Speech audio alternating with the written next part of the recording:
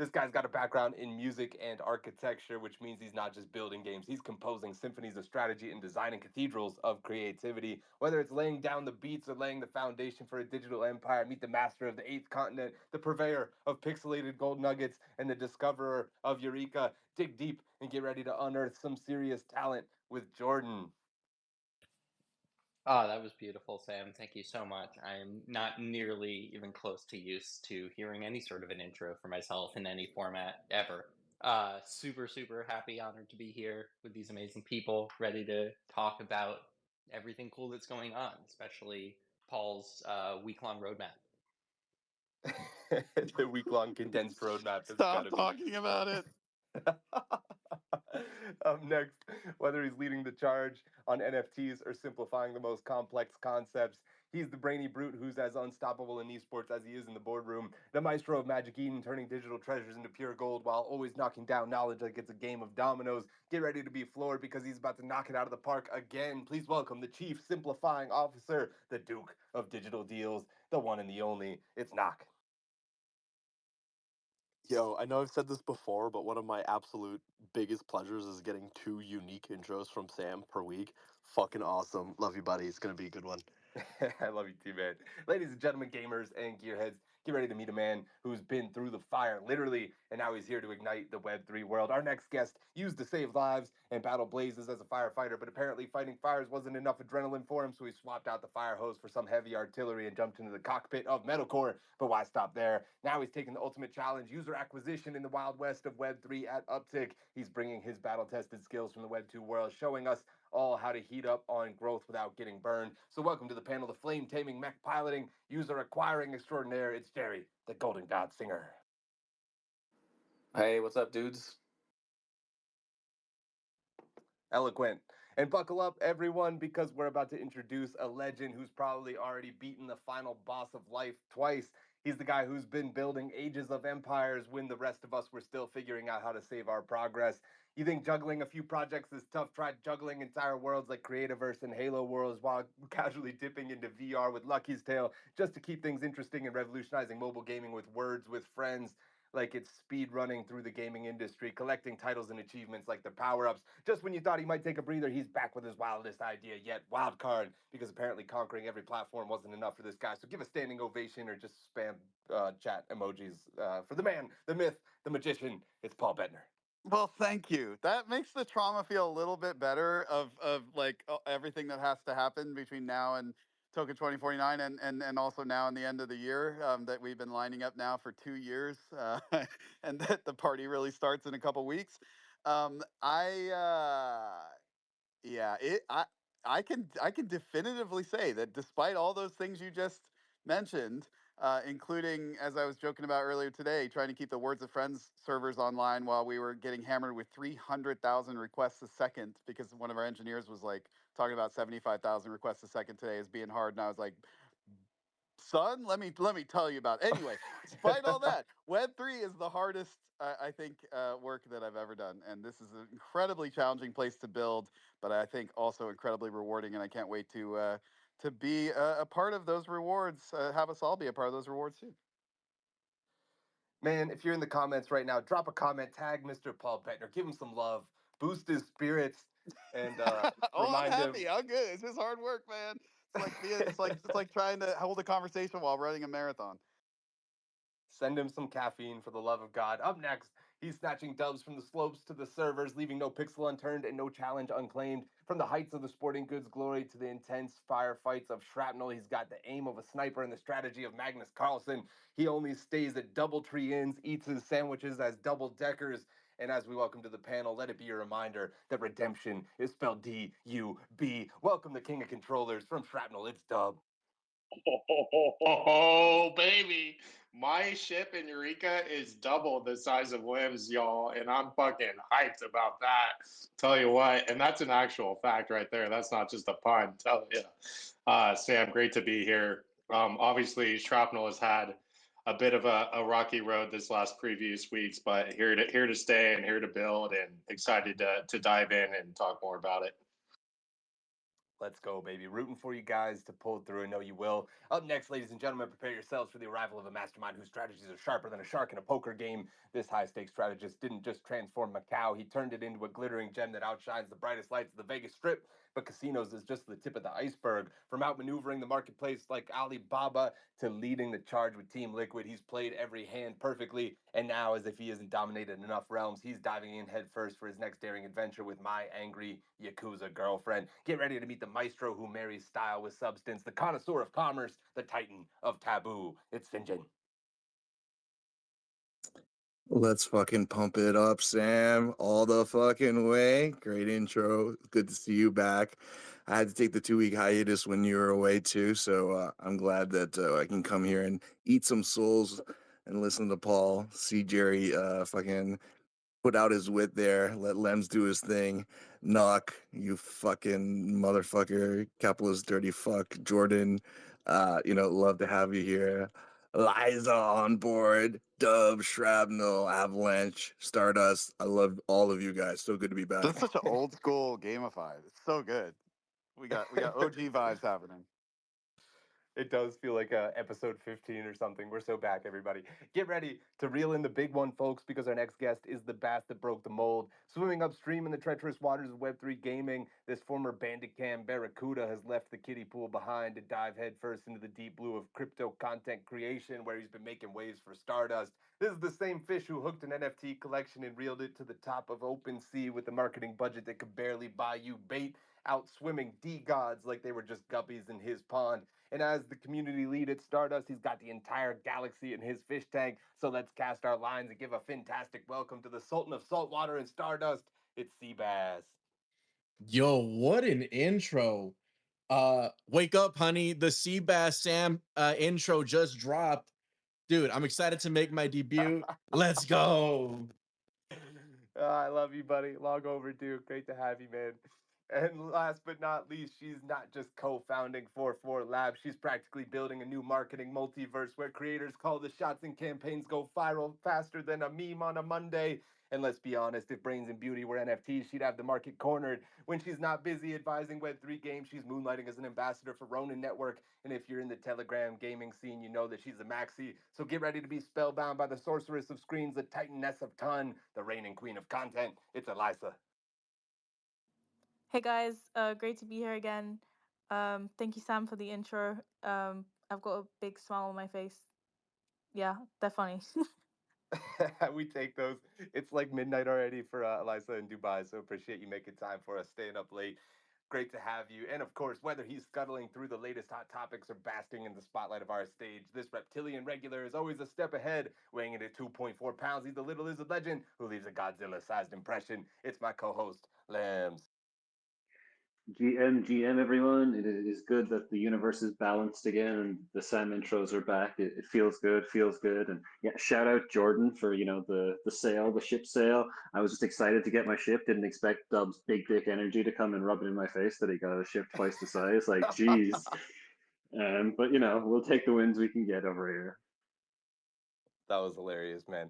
Get ready for a ride down the coolest, most colossal slope in the blockchain universe with Avalanche, the official blockchain of Gamified. With speed that leaves lightning in the dust and security so tight even a Yeti couldn't break through. It's pretty compelling, but here is the frosty cherry on top. Avalanche is onboarding the biggest names knowing the masses will follow. Konami, solo leveling off the grid, and MapleStory all building their own L1s on Avalanche. And with Robo Kaiden launching on Elixir, more is sure to follow. And prepare for a thunderdome of tactical turmoil where every bullet blazes a trail of triumph. Shrapnel isn't just rewriting the rulebook, it's blowing it to bits with explosive excitement and fiery ferocity.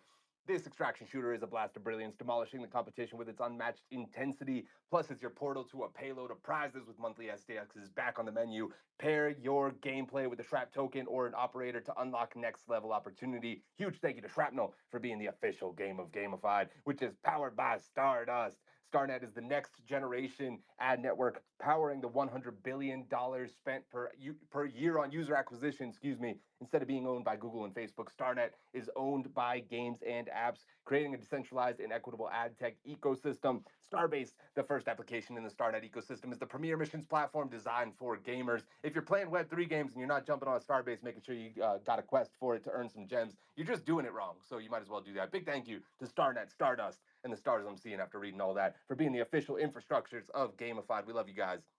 Jumping in with the very first topic today, for or against what I'm about to say here. Crypto startup acquires popular Roblox stock trading game. Last week, crypto educational gaming startup Pip World announced it was acquiring a Roblox stock trading game called Stock Rise. In Stock Rise, players are invited to take control of a virtual portfolio as a way to learn how to make money by investing in the stock market, similar to paper trading, if anybody's similar with that or familiar with that, excuse me. Stockrise will boost its crypto educational efforts with new courses like, quote, how to not get wrecked, unquote. So, my question for the panel, are you for or against a crypto startup acquiring a Roblox game when Roblox is a platform for children primarily and claiming to educate them on finances through a course called How to Not Get Wrecked? Feels like a little bit of a weird match to me, but that's for you guys to decide. Let's tag in Dub first. Dude, education is education. I don't care if it is, yeah, like Roblox, wherever. Like, I love the fact that people are learning about crypto at an early age and learning about safety in the forefront too. Like that should be the thing. Like, I definitely don't want 5-year-old me putting $20 into his fucking account and then getting wrecked right out the gate. Like I want him to go on to play Web3's ripoff of RuneScape and have a great time and do all those things. So, freaking send it. All right, one for sending it and crypto education in Roblox. Lems, what say you, buddy? I will say when I first read this, it made my head turn a little bit, and I was like, "This is a bit strange." And then as I thought about it, it's like what Dub said there. Like, I'm for this. I think it's great. It's education. Like, paper trading is a great way for people to learn. I don't know about you guys, but when I was in high school, I didn't learn shit about like investing, taxes, any of this shit. I even did like accounting in high school and did pretty damn good in it. But it all taught you about like balance sheets for business and stuff like that. Didn't teach you shit about doing your taxes. Didn't teach you shit about investing. So like, hey, we can get people started and they can, have some fun with it in a game that they like and they can learn about what actual investing is. And even if it's a course called How to Not Get Wrecked, that probably causes more people to click through and actually check it out. So I think it's a win. All right, two in the win column. Knock, what about you, buddy? Yeah, we're gonna make it three. I think first of all, everybody on this panel, including myself, should probably go play the How to Not Get Wrecked game. It's probably a good start for a lot of us who have been trading over the course of the last few months. I think that this is really impactful, or potentially really impactful, because it's meeting them where they're at. This is like one of the biggest distribution systems in gaming. It is played more often than pretty much any other title on the planet through experiences like what we're talking about here. To me, this is interesting. I think it'll be really cool to see if this remains an educational tool with maybe a funnel towards a product in the Web3 space. I think where there's room for some nefarious shit to happen is you are marketing to children. It's a Roblox game. It's, yeah, an educational piece for sure, but we've seen, really disgusting people take advantage of adults in this space, and I don't want to see that happen to children. So I am cautiously optimistic that this is the first step of teams getting more creative with the way that they begin to educate people about the Web3 eco. This gives me a similarly just like kind of uneasy feeling as whenever I first saw the V Friends art and saw that like Slithery Snake was trading for 9 ETH, but it looked like a 4-year-old drew it. It's just a weird match, dude. Jerry, I'm tagging you in, the Golden God. What do you think? Yeah, this is dope. I think we don't see the effects of something like this for a long time, right? Because I mean, you said it, Sam. Like Roblox is for generally children. So I think we don't really see like the long term fallout or the educational aspects of it. Like the people who need this are the people that are fucking on this panel listening to the show, right? We didn't have this, so it's cool to see that like the next generation of kids is hopefully getting exposed to crypto. I in a weird way was probably super athletic and a firefighter because I played The Sims as a kid, and while people like Knock were probably businessmen in their careers when they were playing the first version of The Sims. So yeah, I think, but those things have long term impacts. I think beyond like Roblox, this kind of is a nothing burger for me because Roblox is really unique in that it's everything, right? It's the game platform, but it's also the distribution that's built in. It's why so many people want to go build Roblox games. It's like You don't have to go acquire users; they're just in the game. So I think outside of Roblox, this is an absolute nothing burger, but within it, it's pretty fucking huge, and I think it's really cool to see that instead of going and being business people like Knock, they can just be crypto traders now as kids. Yeah, originally I was kind of scoffing at the name as well, how to not get wrecked. But now that I think about it, if I was 13, I definitely would click on that over like cryptocurrency trading and portfolio management 101. So, maybe I'm full of shit there too. Jordan, over to you.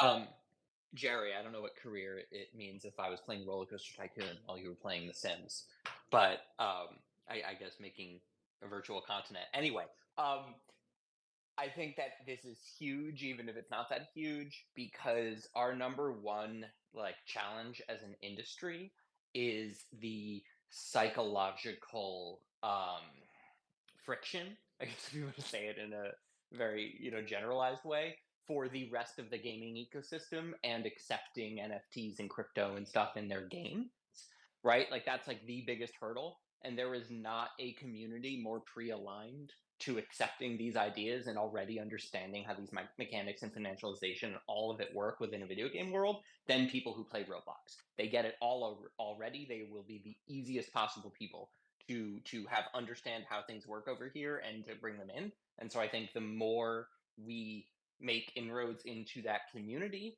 the better. Period. Seabass had the hand up next, tagging you in. Yeah, I mean, I just like as everybody else said, right? I'm excited for this.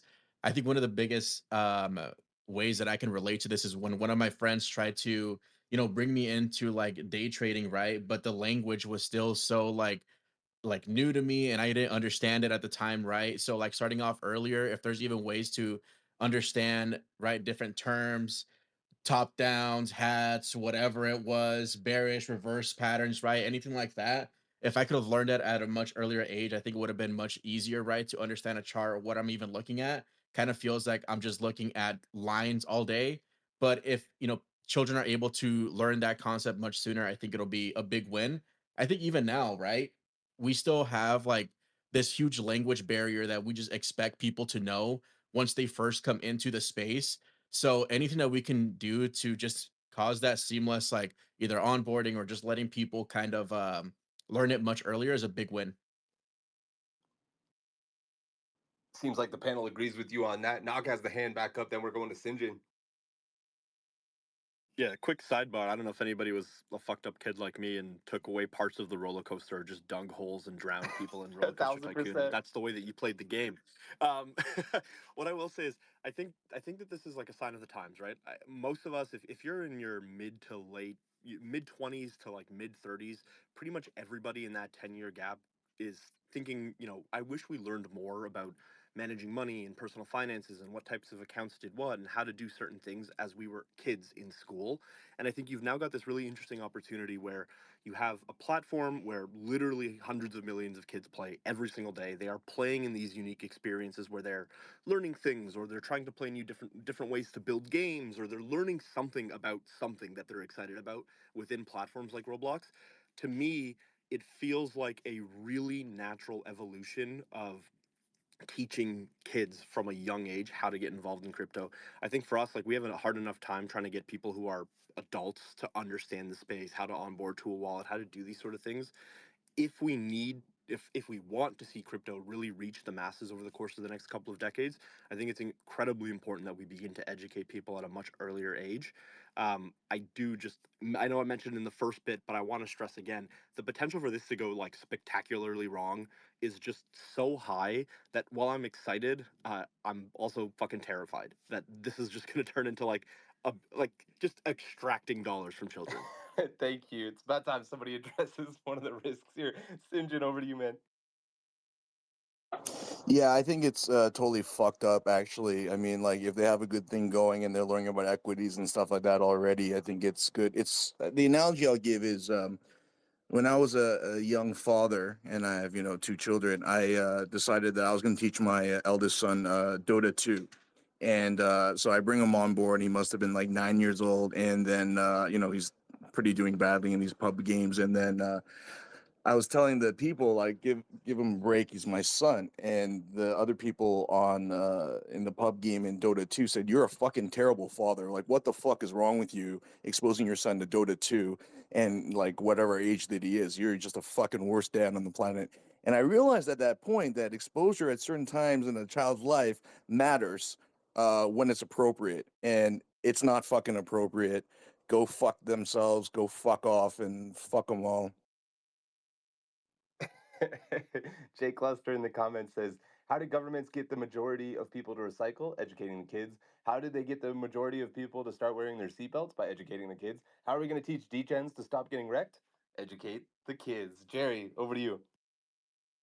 That's a very slippery slope because they used to teach us how healthy wheat products were, and I think then we have an obesity epidemic in this country.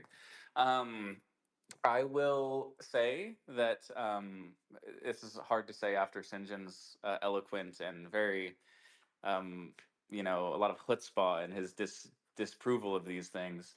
But I would take this over IKEA and Walmart, like the rest of my panelists so desperately want to see in these games.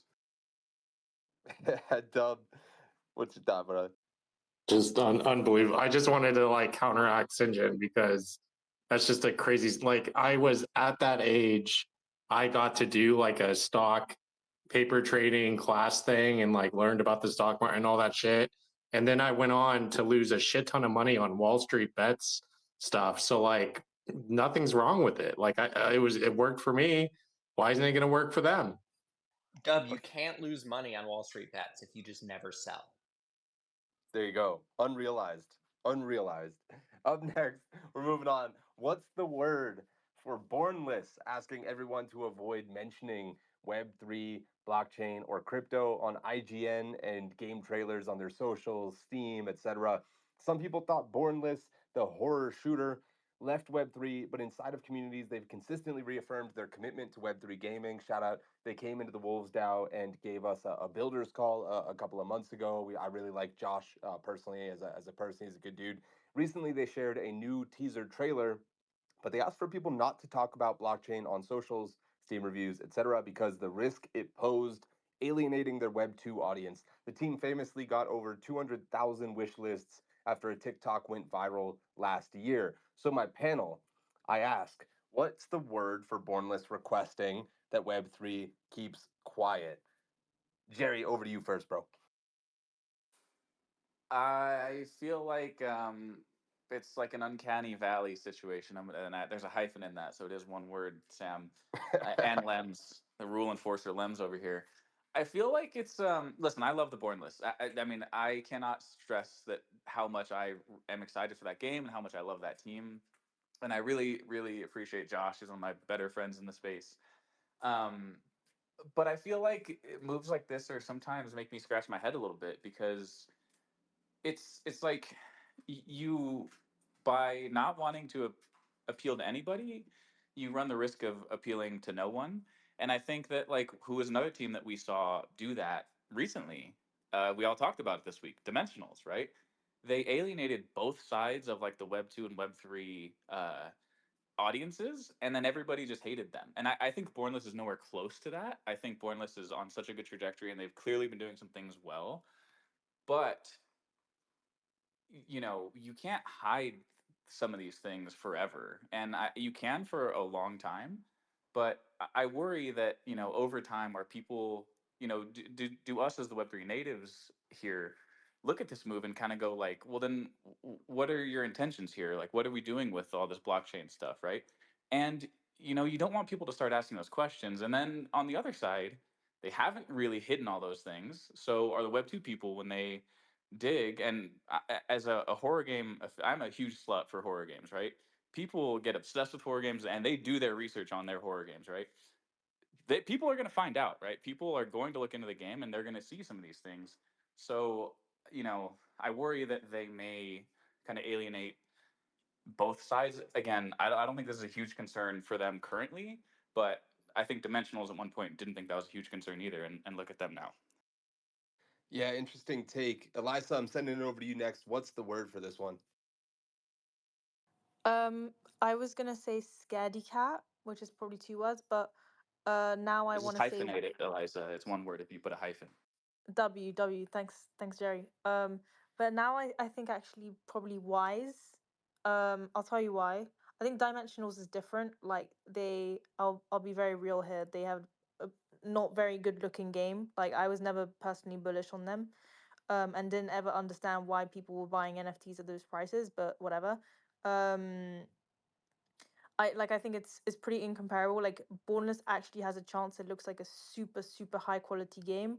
Um and yeah, ultimately, I even saw this with Moonfrost. Like I saw it get attention. I don't know exactly where it was. I think it was Twitter or maybe Epic Games.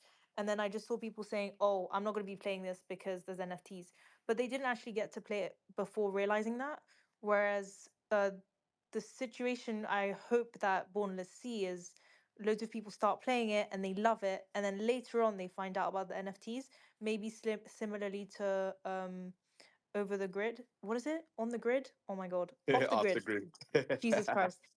You can tell it's like 30 past midnight. Like I can't talk, but yeah, I hope people basically just see it as a really good game, and then yeah, they wouldn't really care about the NFTs. Like we just need more of that, I think. So yeah, kudos to them. I mean, let's see how it goes, right? Yeah, fair take. Damn, I guess I'm just gonna die on the hill of thinking Dimensionals was actually fun. People keep coming out of the woodwork telling me it sucks this whole time. Shrapnel's dub. I'm tagging you in. What's the word, brother? Yeah, Sam, I'm just going to push you off the hill, man. It wasn't really that amazing of an experience. Um, for me, the word is consistency. This is something that the Bornless team, or it's a play they're running back. I mean, they did this exactly same thing when they were popping off on Steam, and we were kind of frustrated, shaking our heads at why they were doing it when they did it. But now that they're running the play back, clearly they saw success in it the first time around and are going for it the second time around. Like, I'm all for it, and like, good on them for trying out something, sticking to them, trying it and testing it. I think this will probably be the last time that we see them asking us to shut up and just watch, and hopefully we can all be friends the next go around. Yeah, definitely conviction in their own strategy. Curious to see if Mr. Wild Paul agrees. Yeah, my word keeps evolving as I listen to these great takes that everybody else is having. I was going to start with disappointing because, when a game like Bornless is, showing a lot of promise and looks like a super fun game, I'm like, okay, this is an opportunity, y'all, to like start to reverse the narrative and to prove to Web2 gamer, and then when they kind of have this take of like, let's not talk about it, we don't want to mix these two audiences yet, and whatever. But also I'm very empathetic to that. Like we have obviously not even with Wildcard, not even attempted to take the step into the Web2 gamers. We've actually been lining up a ton of incredibly exciting things so that when we're ready to take that step, we're running the like early access, best in class indie plus triple A, or what do we call it? Double A, double or triple I playbook. But we're biding our time in regards to that because like my take is always that the moment to do that, the moment to reach out to Web2 gamers when you're in this position is when you have a game that is so irresistibly good that even those people that have fully made up their minds that like NFT actually stands for no fucking thanks, which is like that entire community on Steam, they can't help themselves. They're just like, okay, well, I guess we were wrong because guys, you have to play this game. It's so good.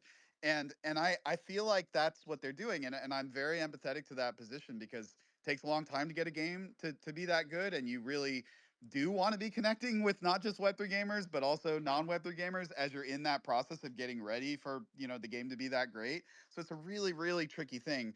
But my last word for it, it's kind of I agree with Jerry. It's risky because when you're playing that game, you're sort of leaving yourself vulnerable to the community themselves uh, taking control of that narrative and sort of making up the truth for you before you can kind of get there and be like, no, actually, we were gonna, this is how, and so like hiding from the reality and trying to just be like, let's not talk about it. Like that's pretty dangerous. Fair takes all around. Let's send it over to Mr. Jordan from Eureka next. My word is missed opportunity. pronounced as one single word.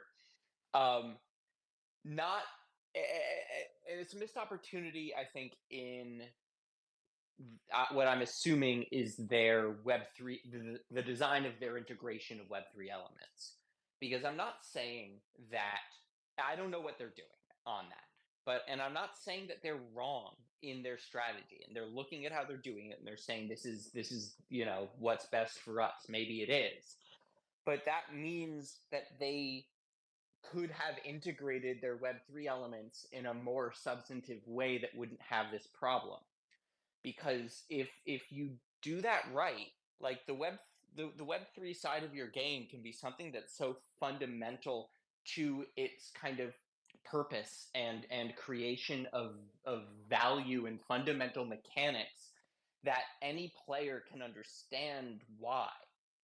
And if you do that well, then all those Web3 people you're hoping don't slam in the comments, like they wouldn't just natively, they wouldn't be in there saying, oh, make number go up, or buy, shilling the NFTs, or buy this, or what's the token price, or saying all this scammy shit. They'd be in there saying, like, look how amazing this thing is, and it's yours, right? Like they would just, if you aligned the design of your NFTs and your token, or whatever the hell it is, well, then the people shilling it would be shilling what's great about your game, not what's great about its crypto shit, you know?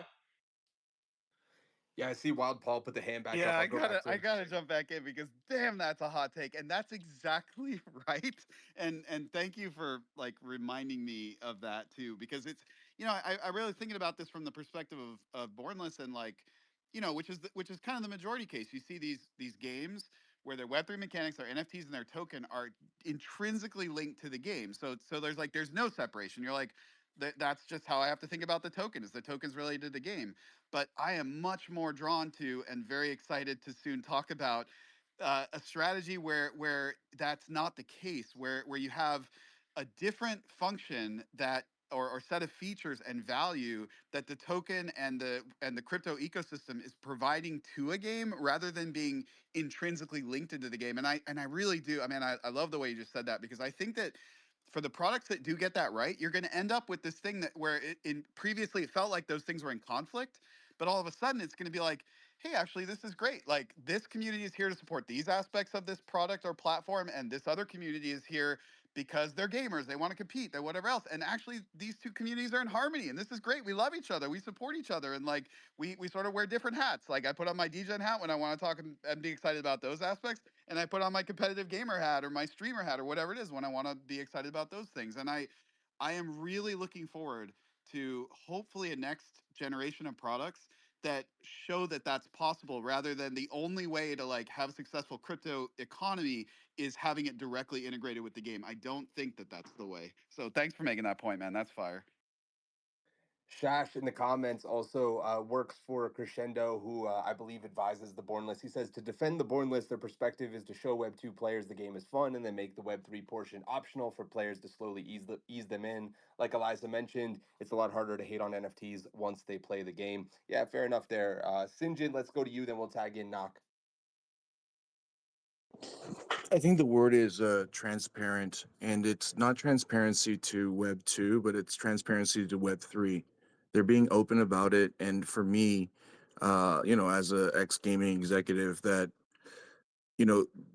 when they're launching their game right here and right now, and they're using a Web 2 channel like Steam, right? And I totally agree with what Paul said and what Jordan said for the long term, or if you have your own distribution channels that are like Web3 native, or it's a new market. But for where they are in the market and expecting them to be the flag bearer for all the hopes and dreams for all the Web3 holders and so on and so forth, I think it's just too much. And they're being transparent to their own holders and saying to the Web3 community here, guys, like, give us a chance here. Let us make this launch happen and make it work. And it's because they understand the distribution channel they're on. Like if it's crypto Twitter, or if it's their own distribution channel where it is crypto native people and so on and so forth, then I would have an issue with it. But in this case, I think it's being transparent, and I think it's a smart decision on their part. And I wish them the fucking best. And fuck you, Web3 fucking guys, because you want the transparency. Here it is, and you're fucking shitting on them. So fuck you guys. Let's go to Knock, and then Mr. Jeremy Horn is also joining us for a quick comment. For whatever reason, Twitter speaking is broken, so he's a co-host for the next 5 minutes. Knock, over to you, brother. Yeah, I promise you I'll give you your one word answer, but a quick sidebar. I want to normalize the difference between this is a bad game and I do not like this game, because I think it's fucking crazy to me how many people conflate those two things as the same thing when they are very, very, very fucking different. Underworld is an objectively bad movie. I fucking love that movie. It's different. I can be okay with the fact that it's a bad movie, and I think it's really important when we're talking about games. Good games are good games, whether or not you like them. Full stop. With that said, I think the word here is risk, and it's risky in what is kind of a fucked up way. When you're building a game in Web3, you have the opportunity to build alongside an audience for an extended period of time. And as long as you continue to ship a product, as long as people continue to get their hands on the game, as long as people see improvement, they're excited. They want to play that game. They want to see you do well. They want to see what's coming next from the next patch. And they will build a community around you and your game until you're ready to make that push into Web 2. You also have this added benefit of the ecosystem believes, hey, this is a game that's building towards potential success of Web 2. It's like the opposite of the worst thing that you can do in Web 3 is ship. Well, in Web3 gaming, the worst thing that you can do in Web3 is go to Web2 before you're prepared for it, before your game is so undeniably good that people want to play that game. Because if you launch in a Web2 manner while putting the Web3 stuff under the covers, hiding it from everybody else so that they don't see, and the Web2 audience doesn't gravitate towards your game and it doesn't become a smash hit, there's nowhere for you to run to. You've alienated the community that is stuck by you. You've lost your one single opportunity in Web 2 to deliver a game that people want to play.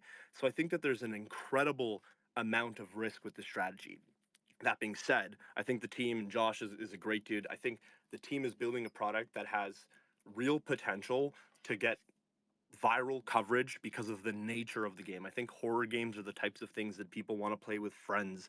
They want to have a couple of hours of fun and, scream and screech every time that they're killed by something. Like a million games before them. So I think that they've got a chance to take off, but I do think that this is an inherently risky strategy because you lose one of the things that's really important for a Web3 team who builds in public from a very early stage. You lose the illusion that one day this might be a breakout hit in Web 2 when you go Web 2 first and you hide a lot of the Web 3 elements. Interesting. Yeah, so often we see people having to sacrifice speculation to do things in a more legitimate way, and that's sort of I don't know. It's unfortunate. I wish people didn't have to pick between the two things because I don't want to see them have to. Anyway, that's a hill I'm not ready to die on yet. Jeremy, I'd love to hear your take on this one, man. What's the word for Bornless hiding Web3? Yeah, I don't know enough about Bornless, but I can make a comment. I think it's going to be close to what Paul is saying. One, I do agree that the benefits of Web3 are not always just tied in the game. It's also tied to the business ecosystem. And that, I think, without going into the details, it sounds like Paul and I, we see things similarly, right? But I do want to stress that there are successes in Web2 with NFTs. And I'm the only mythical game fan, it sounds like, but Rival Nations and their other game, I forgot the title all of a sudden, their NFL game. Those two games are mobile free to play game. You can download them on the Apple Store right now, and they have NFTs. And the marketplace of Mythical is priced in their Mythos token, right? And I think for those two games, they're average successes. I don't think they're that significant. I think the problem is more around the game, and making a game is extremely hard. But the problem has not been the Web3 aspects. If anything, it sounds like people enjoy it, right? The problem, I think, often in Web3 that we hear is you gotta say NFT. It's like some people expect founders to take the flag and just run and paint ourselves. It's like, no, it needs to be we need to run a business that works for everyone. We're not here to necessarily be evangelist and hammering the value of NFT. But why don't we implement it in a way that makes sense, just like Mythical game? build great games. You can trade your assets. You can pay with fiat. You can pay with the token. There's conversion of between the token. You can sell these assets. You can essentially make money if you're like a great player and things like that. But I also think one reality that some people don't always like to hear is the concept of openness. When you look at Mythical, and Mythical, by the way, includes the market, right? Which the market is an absolutely massive amount of transaction. And as far as I know, no Counter-Strike players like, I don't want to use the market because they use NFTs. They don't care. They just play Counter-Strike. I do think often we need better guardrails around marketplaces. I've always said I expect every publisher under the sun to have their own marketplace.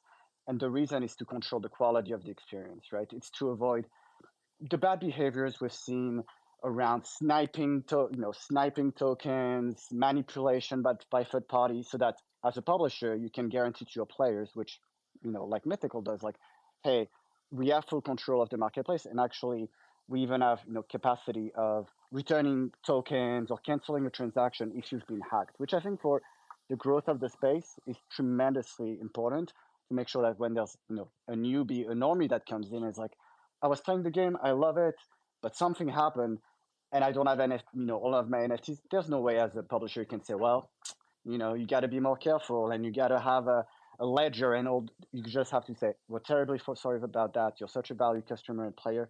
Here are all your assets returned, right? You verify that it's not fake, right? But so the point I'm making is, to make it short, there are already successes. I don't think you need to like choose Web 2 or Web 3, and you definitely don't have to like, you know, just kind of pick one way and go. It's more about like how you present it to both players. But in the case of Bornless, I agree. There's no need to scream that it's Web3. Make a great game. Show people it's a great game. If people can interact naturally on the marketplace, it's a win for everybody. Web3 holders, Web2 players, etc. So that was my quick comment on the fact that it already exists.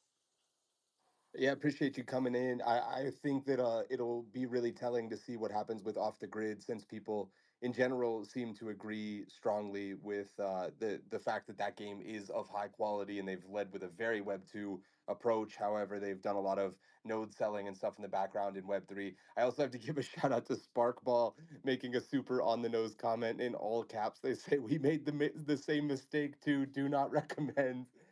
Thanks, guys, for being able to have a little bit of humor with it. Let's send it over to Lems, and then we'll give Jerry the last word on this one. All right, before I give my word, I just want to I couldn't stand the 100 emoji enough at what Nock was saying. Like Sam and I actually talked about this a little bit on the prep show as well. People it's like a systemic thing in Web3 where people get their personal opinion on how they feel about a game and put it on like the game is good or bad. But I'm sorry, like I don't carry much weight in your opinion if you don't play those kind of games regularly and you just randomly play this one Web3 game and then you try and say you don't like it. Like your opinion doesn't really carry much weight in that sense. For my word, I'm Jerry. I'm going to use a hyphen here. So mixed feelings is my word there, and using the hyphen just to keep you happy. Um, I'll also like add a little bit of like context. I've been following Bornless since like almost the very start, and I don't like, as far as I've seen it, they have never like actually denied the fact that they were building with blockchain elements. Now they've spun up a separate Discord, but they've said in their actual Discord, hey, this is for gamers. If you want the Web3 elements, like they had a different channel before. Now they're saying like, hey, like we're putting all the Web3 stuff in another thing. So they're not actually like hiding it away in the sense of like, oh, it's a big secret that there's blockchain enabled like in the game. They're more saying like on the trailers and the things where like they have a lot of Web2 gamers, they don't want to scare them off at first sight of like, hey, you see this thing as like NFTs, and then you just like click away and don't even take a second look. This way it's like you have to scratch past the surface to actually realize there's NFTs or there's some kind of Web3 elements in the game. And I think for their strategy, it has worked. Like Dub mentioned as well, they're running back the same playbook. Like they blew up on Steam last year when they listed. It was organic traction, and they were the number in the top 5 trending free to play games on Steam for several weeks. Like that's a pretty huge achievement, and it was organic traction. And they just didn't want to scare people away, and they wanted to bring gamers into their Discord. They have like a Steam community, but I think there's a difference between trying to totally hide it away and then worrying about people finding out later and then having this blowback, as opposed to just not talking about it. And then when people scratch past the surface, they realize, oh, there is this thing, but I'm actually already interested in the game. So I think like for their approach, I think they've gone the right way, and they haven't tried to totally hide it and bury it and put it behind all these things. It's like, it's here. You have to kind of get into Discord and then you can realize it's there. But hey, we have this other Discord where you want to talk about Web3 stuff. Before it was like go to this one channel. Now it's like go to this Discord and it'll be separate. And I had the theory, and I actually heard one of the teams say this recently, is that the game isn't going to have a marketplace or anything in it. What they're doing is like all of that stuff will happen through their website, like on their browser. You can log into your Bornless account, you can link your NFTs, do all that stuff, but the game will have no marketplace like or anything like that. So I think it's actually like a lot of parallels with what we're seeing with Off the Grid right now. Like they're saying they even had on their website, we talked about it a few months ago, saying like, is this an NFT game? And they're like, no, this is like, it's not an NFT game. There's like NFT features that are optional. It had some kind of weird cop out answer like that, but they went a similar approach of like, they're trying to like not scare people away, but hey, there's a thing here. It's optional if you want to like integrate with it. So I think it's an interesting approach. I'm hoping it'll work pretty well for them. It seems like they've built a pretty strong community so far and a lot of like regular like Steam users and gamers. So I'm pretty optimistic about the outcome. I think it makes sense for the traction they have. Like if you were in the shoes and their shoes and you had 200K wish list on Steam, do you really want to jeopardize that by like slapping NFTs all over it? Like probably not. Like so you have to kind of put yourself in their shoes as well. Great stuff, Lems. Jerry, the last word is yours, bro. Yeah, I feel like what we can summarize what a lot of people's feelings were, and it seems like there's like this aura of like uneasiness about it, right? And I think there's maybe I'm wrong about picking up like what the other speakers are saying, but everybody feels a little bit like everybody sounds like a jilted lover right now. You know, it's like we're all in the regular part of the club, and like the girl we're talking to is looking at the VIP section, right? And you're like, hey, what if I'm here though? We were having a good time. Don't look at those people that just walked in with the fucking table service. And my caution to Web3 teams out there is that like the Bornless has actually navigated this pretty flawlessly, right? I would say they've done a really fucking good job of walking the fine line. I don't think most teams should be doing this. Like, don't look for, the prettier girl, like I think like what a lot of people want to do is they want to use Web3 for like the early growth opportunities, right? They want to come in and they want to start a Discord that can get 10,000 people in it and get the 25,000 Twitter followers and the $4 million VC raise, and then they want to go fuck off and go to the 10, and not stay, hang out here in the sevens with the sevens, right? So like watch how they did this, because they did do a very very good job of walking that fine line. I would caution a lot of other teams not to try to do the same thing. All right. Sorry, excuse me, Seabass. I see you have a hand up. I'll give you a quick note. Yeah, I just wanted to add, sorry, Jerry, I know you had the last word. But I guess my word would be experimental, right? And to Jerry's point, right? Like the reason why I think that this really works out for the Bornless as opposed to Dimensionals and a lot of these other games, right, that we're kind of quoting, is because and this is the same thing, right? With Dimensionals, what really upset me was the way that they went about it and the communication that they had. They really kind of just left people in the dark, right? And it was until like they were about to get exposed that they said, hey, no, we're going back to Web 2, right? And with the Bornless, they started off at the beginning, right, being transparent and with that communication. I think what's the most important part of this too is that they didn't leave people like guessing, right? They're still doing this roadmap and they're letting people know like at the phases, right, where they want to start incorporating like Web3 tech. And I got to give like my props, right? It's very typical that they've made this, like they formed this community that is okay with not shouting from the rooftops, because what happens when you bring together a community of very passionate Web3 gamers, traders, and enthusiasts, right? With a community of gamers that are still kind of skeptical of NFTs and don't necessarily know, what exactly they even mean, right? You've seen it time and time again when like people come into a Discord and then there's people there that are shouting like, oh, we're like, what's going on with the floor price? What's going on with my tokens, right? So to get a community that really trusts you and is letting you take like the wheel on it is fantastic. The only way I could see this blowing back though is when that community starts to feel like it's time for them to really start to show that there's Web3 involved in it. This is the only thing I could feel like goes wrong for them, is that community saying, okay, like I've had enough of hiding Web3. Like people need to know that it's a part of this game, and then it backfiring on them. Yeah, it definitely could eventually turn on them, but hoping the best for them. I like the Bornless team. Moving on to dimensionals, we're just going to touch on this briefly. I told all of the panelists to keep a short statement about this, but I did want to open it up for some final thoughts. If anybody didn't see, I wrote a brief thread, and I also did basically an entire 90-minute episode of Simplified, which I've pinned up. So if anybody wants to hear really like everybody's well spoken, articulate thoughts for 90 minutes about this situation, feel free to check out that episode after Gamified. However, I did want to bring it up, add some context, and let everybody get one statement about it. We're not going to let it run on for more than like 10 or 15 minutes. So just one clean, concise statement. Some context for you guys. Dimensional's founder, Sasha, made a statement on Monday about them officially exiting Web3 after he found out that ICO Beast, a content creator, was going to release an expose on his company. Seabass just referenced that he only, made the statement after it was basically going to be exposed that they were doing stuff that lended to the theory that they were not going to be in Web3 anymore. One could argue he's attempting to do the right thing for his business by leaving Web3 long term, despite killing his Web3 community and rugging their assets. And before anybody defends this part by saying, well, the asset is free, the asset was supposed to have or be a factory NFT for a Pokemon like game in which he said there was going to be hundreds of characters and the Genesis Stone would get access to all of those characters. They only gave one NFT as a derivative of that factory NFT and then rugged the utility of the asset.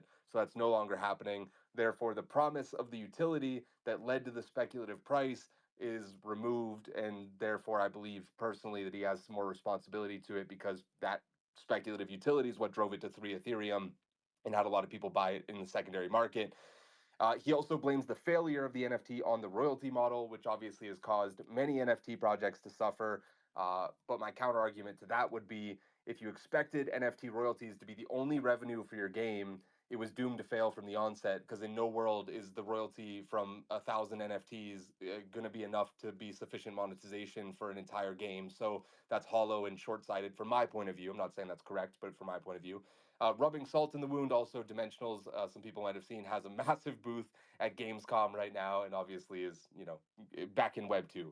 I don't want to get sucked into it too long again, but I highly respect the opinions of these panelists, these founders, etc. So I did want to bring it up. Lems, I'll send it to you first, then we'll go to Knock. All right, I'm just gonna. We didn't have it as Chad or Chump because I think no one would have picked Chad, but like this guy's clearly a chump. Like the way he led so many people on is what really kind of gets me going. I think like on the the expose as we'll call it that ICO Beast had posted, like he was telling his investors in the second half of 2023 that he was going to pivot away from Web3. Yeah, like I was in communications with him. We did like a little activation from the ETHLizard side earlier this year, and it was like a thing with like 5 different communities. He came on a spaces with us. He was talking about like blockchain as UA, and this was like March-ish, like that time frame. And it sounded like he was still in on Web3. They had just been quietly building for a while, and we basically I feel like he gaslighted us completely on that and just like kind of led everyone on. I know Sam, you mentioned it on Simplified. He was in your DMs talking about like, oh, we got a Web 2 and a Web 3 marketing campaign coming this year. Like obviously this was all just bullshit because if he was already telling people at the end of 2023 and his equity investors that he was going to pivot out, it's like that's like the worst part I think about it and really rubbing salt in the wound is like just own your decisions if you're going to make something and like do it. But the whole leading everyone on, not doing it, and basically only coming out like he made his post at 5 a.m. when ICO had planned to post his at 11 a.m. had told other people that. So like the timeline was clearly like laid out, and it really seemed like a desperation post that he put out a few hours before that to try and front run it. So just the whole situation really shitty. And it sucks, back to the point that we had earlier, like the game seems pretty good. Like, as much as people are just like, doing the revisionist history thing of like the game is bad because they're angry at him. Like I'm not down for that sort of thing. I just think overall, like him as a person, he needs to own what he did and not just do this shit. Like it was just an overall really shitty situation from the team. Yeah, appreciate you weighing in. Knock, over to you, and then I think Wild Paw had the hand up next. One important piece, I do think it's important to mention. Yes, he did front run ICO's post, but he did post a screenshot with a receipt that said that this had been planned out for at least a month prior. I'm only mentioning that because I do believe that facts matter when we're talking about these sort of things. I think this is an objectively good game, objectively shady management, objectively shitty experience for the Web3 ecosystem. We lost a founder that was in the trenches, what felt like a really promising game, and a whole bunch of money. And I think that that's a terrible trio of things to happen to any game in this space, especially one that so many people were excited about. Um, Definitely needs to own up to decision making processes and the things that they decided to do. He is obligated to do what he believes is best for his business. I just think it's in poor taste to exit the way that he exited. I'm still excited for the game. I'm still probably going to play it because I'm not going to participate in revisionist history. It looked fucking good and it was fun. It just sucks that, extracted a bunch of cash from the Web3 ecosystem and we no longer have that title in the space. Yeah, if anybody wants to take this bet, I'll bet $100 cash to anybody who wants to say, as long as it doesn't get review bombed on Steam, because that's inauthentic. If it doesn't get review bombed by NFT people that are just mad, I would bet $100 that it would have mostly positive reviews because people that like that genre of game will fucking love Dimensionals, and that's why I'm so sad that it's not a Web3 game anymore. Wild Paul, I'll double yeah, that. there we go. Anybody wants to take us up on it, slide in the DMs. Wild Paul, over to you.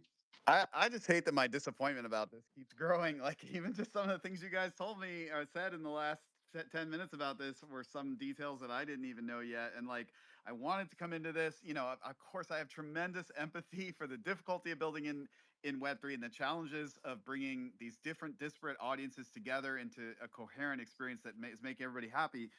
And so like, I come into this wanting to be sympathetic, and the more I learn about it, the more I'm just like so disappointed. Like, the thing is, Kate would tell you this too. We have both been in, and entrepreneurs, I think, all share this if they've been entrepreneurs long enough. Moments where you have a choice to make, and it is a choice. Okay, the choice is, things are really hard.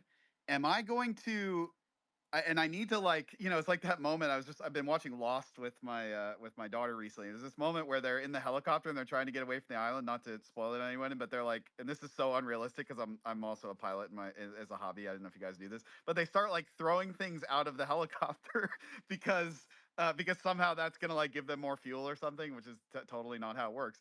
But anyway, like, you have It those does make moments. for one of the best moments in the history of that show, Yes. though. Yes, Oh, where so good. So good. my daughter's favorite character sacrifices himself, and it's just amazing. Anyway, not about Lost. But you should go watch Lost if you haven't. It actually holds up so well. Oh my gosh, it's on Netflix again. It's so good. All right. Those moments happen in your career as an entrepreneur. They happen, if you're lucky, several times, because it means that you're trying to do hard things and you're having those moments of challenge where you can persist.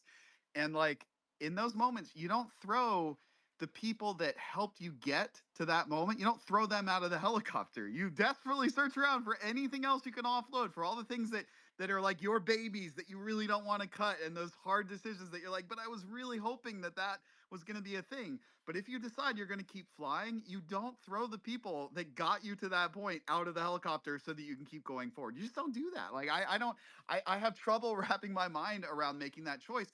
And I have been in that moment before. You guys, some of you guys who are close to me have had conversations about some of the more challenging things that that we've faced over the years. Know that there have been moments where we were almost out of business, where we were just on desperate in desperate straits, dire straits, and in those moments, like, it's not easy. None of this stuff is easy, but the obvious thing that comes to mind is, all right, what if we close this business down? Write it off, take the loss. But we're going to be okay. We'll go start another company. We'll go whatever. And one of the hardest moments that I've ever been through, and tears were being shed, and it was, it was a very difficult moment. This was, I don't know, a decade ago now, I guess. Uh, we decided not to do that. Katie and I decided, if we're going to keep going ourselves, and if we have things that we're excited about and we want to build, like, we're not going to take that easy road where we jettison our current investors, shut that company down, and start another company and do those things there. Those investors that helped us get to this point are part of the ideas that we're excited to build next, even though we have to make these hard calls. So we're not going to stop this company, start another one. We're going to build those things in this same structure, and in a way that upholds the value of those previous investors. And like, seeing what Dimensionals is doing, I just think that there was that choice. There was a choice to do the hard thing. And like, I was hoping initially that that this was more of a story of them like pivoting to Web 2, but like keeping the Web 3 audience there, just being like, look, we have to make, it's like the thing we were talking about earlier. Like, we have to make this messaging all about Web 2 now. We're going to be going to Gamescom. We're going to be, so, but don't worry, guys. Like, we're going to find a way to make you whole for the investment, the time, the energy that you put into this, and for what we gained because of your support. But taking this step of like, actually, no, we're gonna like wipe you out and rug you, but we're still gonna go on with the project. Like, I don't, I can't even wrap my head around doing that. It's hard to fathom. I want to send it over to Sinjin next. He wrote a follow up to my post, and I know he has a lot of thoughts on this. Sinjin, what are you thinking about Dimensionals, brother?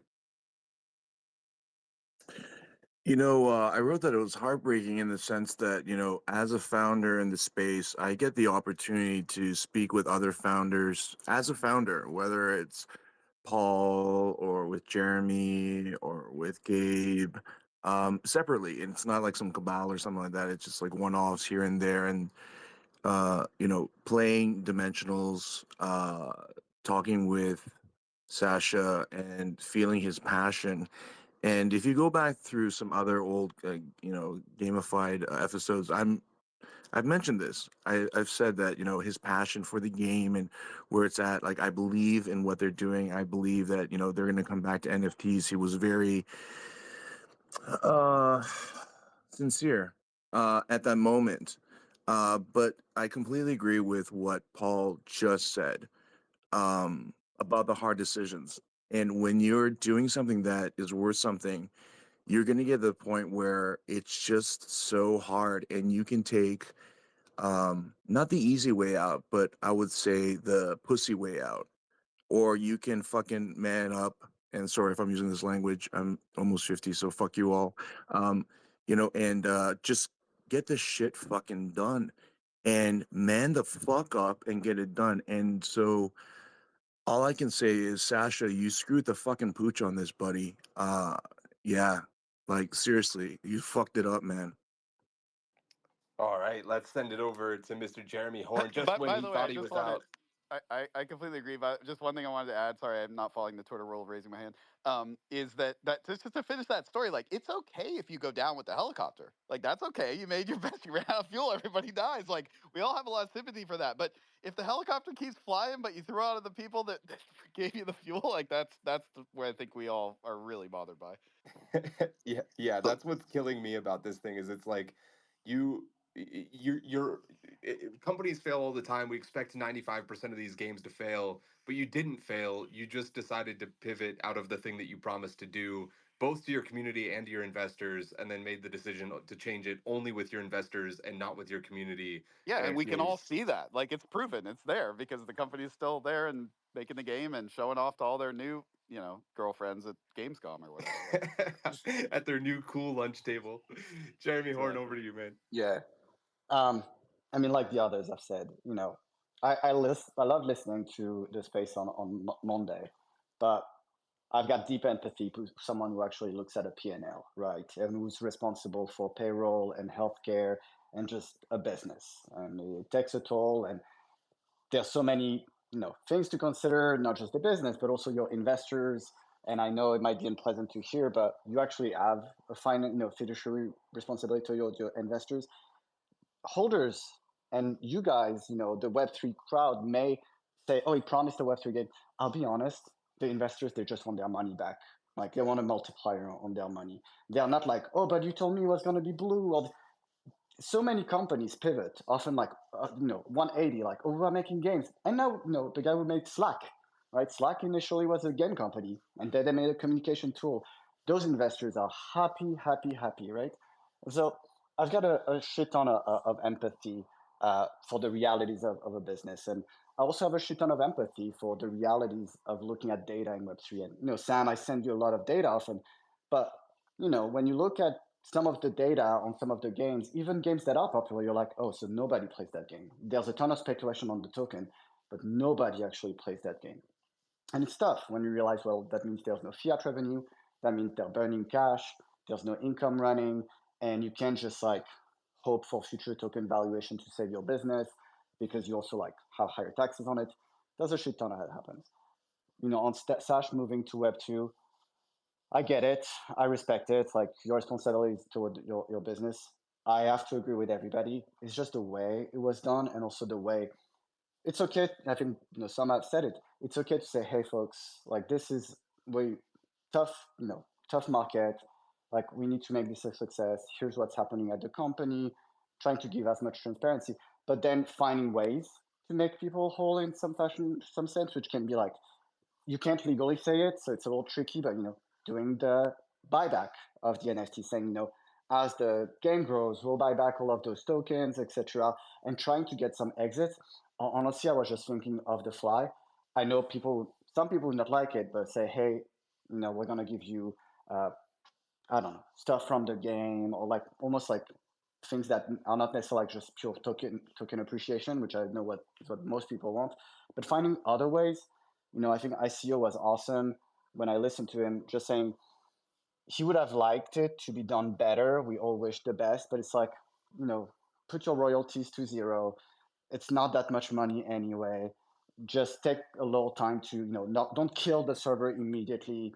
Let people complain, let people be mad, but just do it in a way that's like done earlier, done a little cleaner.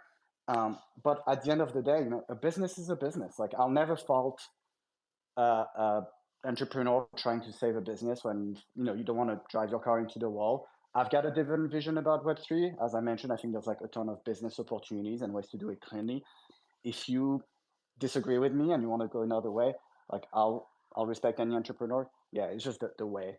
I agree. Even as someone who knows Sasha, I'm like, had I known and I didn't, I would have been like, you should just like make people mad early, right?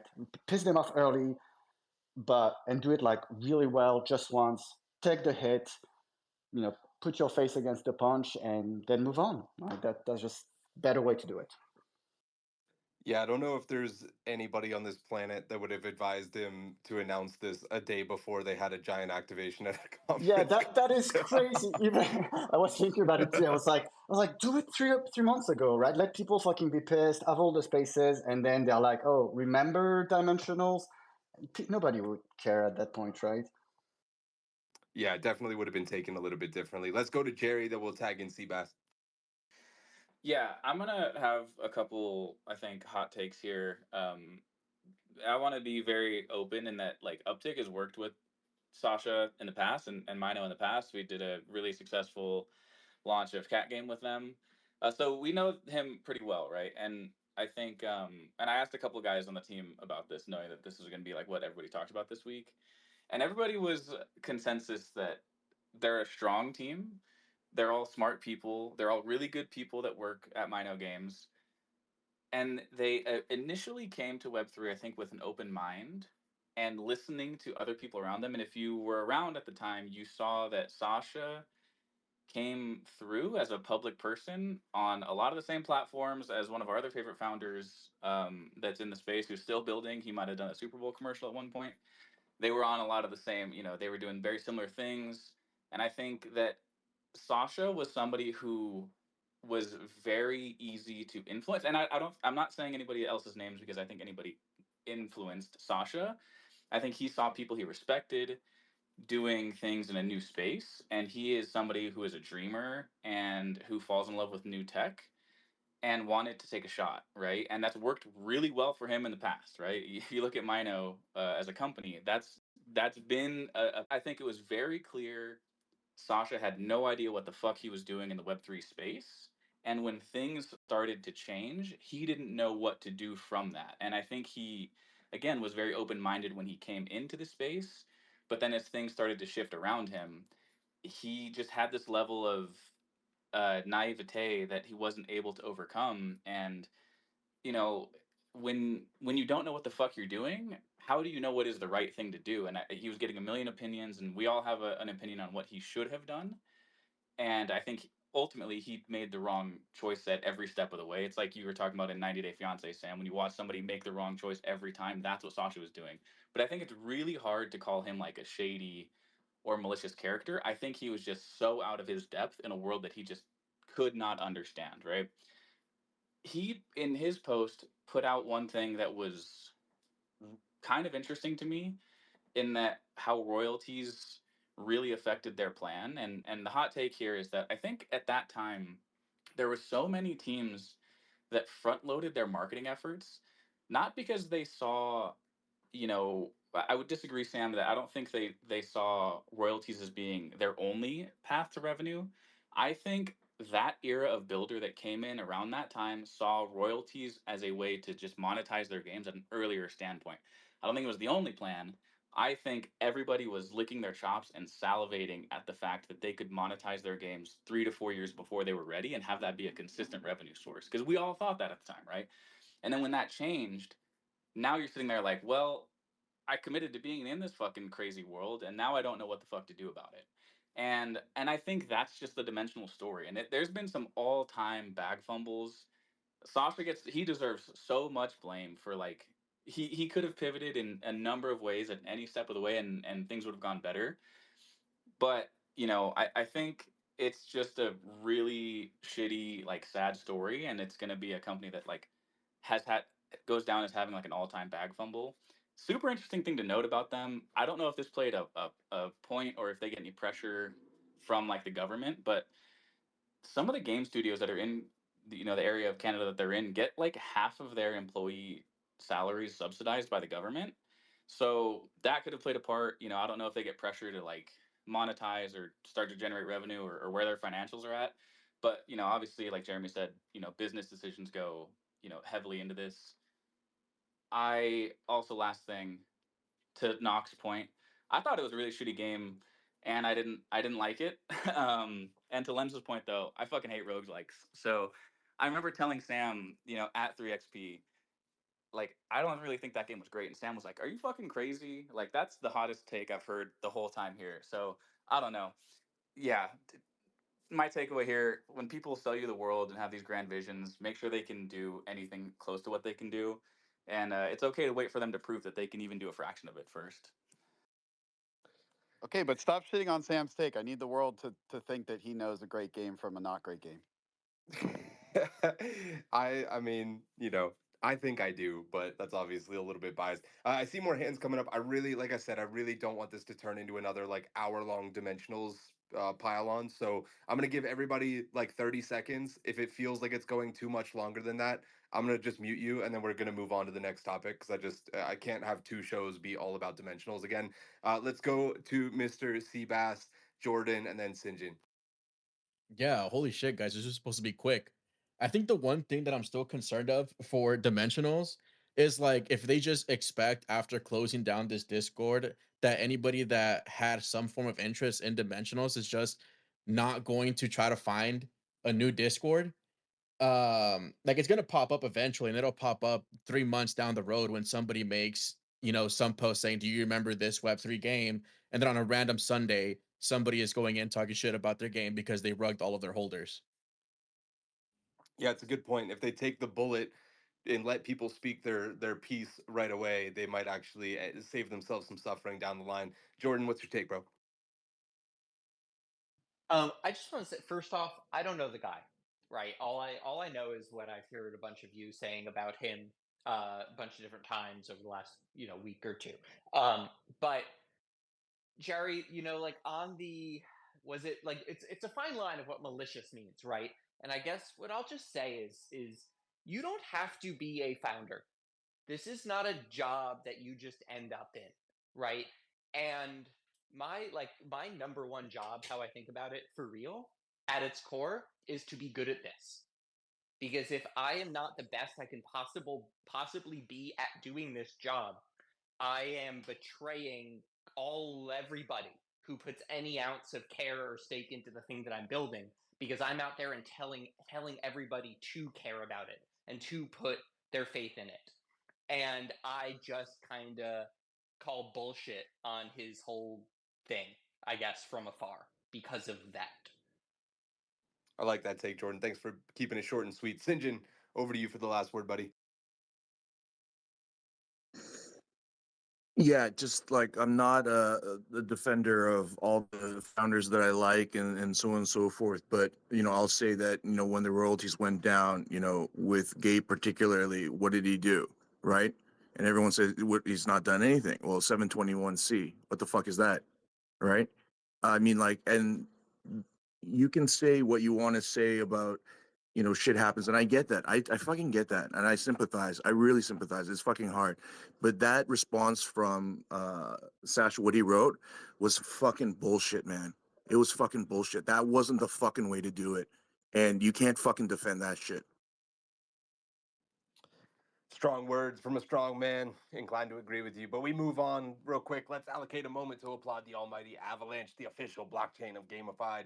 Avalanche isn't just flexing its muscles with speed and security, it's bench pressing all of Web3 gaming by bringing T1 Esports and the legend himself, Faker, into Web3. Whether you're aiming for adventure or architecting new strategies, Avalanche is an agile engine accelerating Web3 gaming with their L1 solutions. Thank you to them for being our beloved official blockchain of gamified. It's time to dive headfirst into the chaotic carnival known as Shrapnel. Imagine an extraction shooter so intense it makes a shot of Jägermeister look like a glass of water. Shrapnel's your golden ticket to the ultimate gaming glory. Enlist today, earn metal, team up with Moku or Starbase, and let your strategies light up the screen like a Vegas marquee. Huge thank you to Shrapnel, the official game of gamified.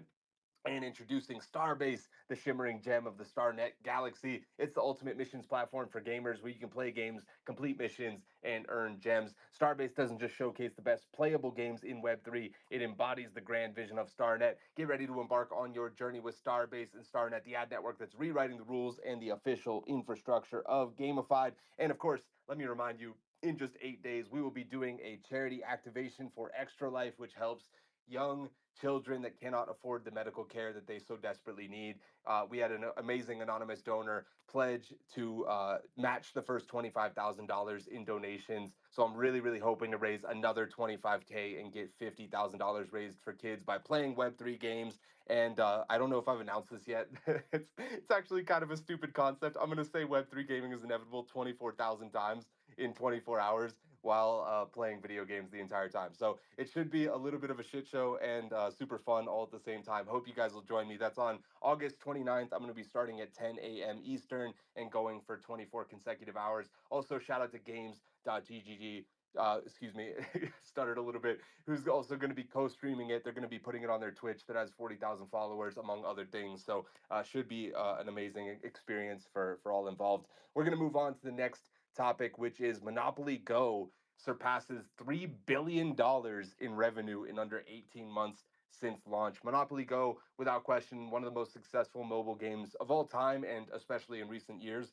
This new milestone continues a trend of wild milestones for the mobile game, which previously passed the 1 billion mark only 7 months after its launch.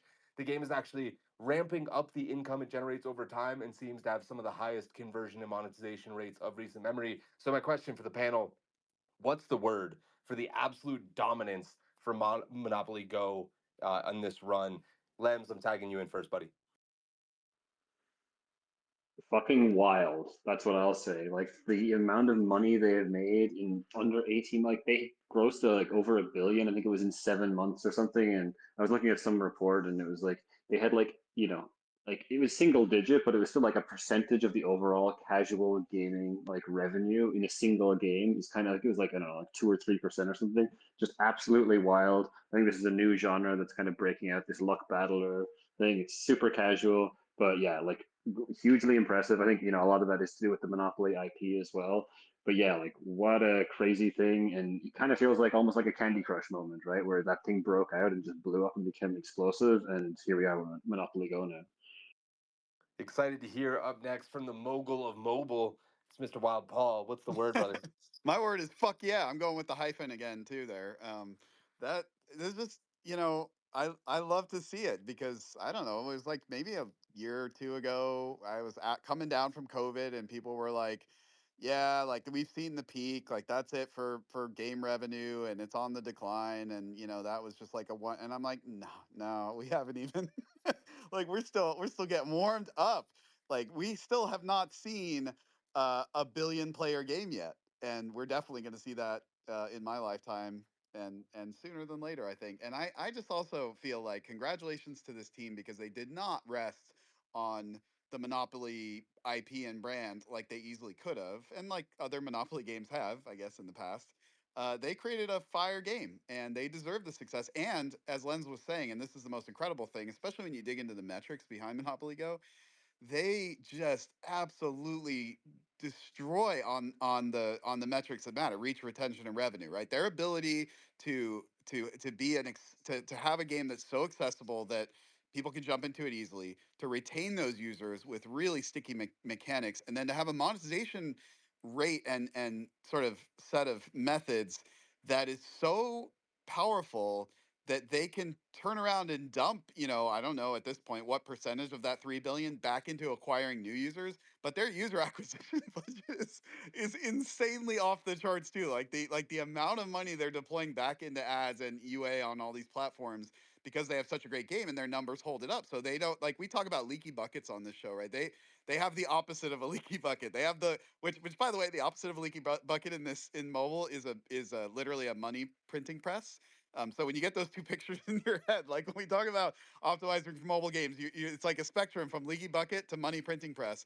Because when you get on the other side of that spectrum, and for every dollar you put into UA, you actually manufacture $1.50 or whatever in monetization on those users, like, and you have such a sticky game that you can really scale that up. Because the thing that happens with a lot of mobile games is that may be true with a certain user cohort, but once you start getting into the really big numbers and like the hyper casuals, the math can kind of fall apart, right? It's like, yeah, we were making $1.50 to acquire, a user for, and of course the numbers are actually a lot higher these days, but to acquire a user for $1. But then you get into the Midwestern moms or whatever, and the math kind of falls apart because they don't spend money in the same way or they don't retain in the same way.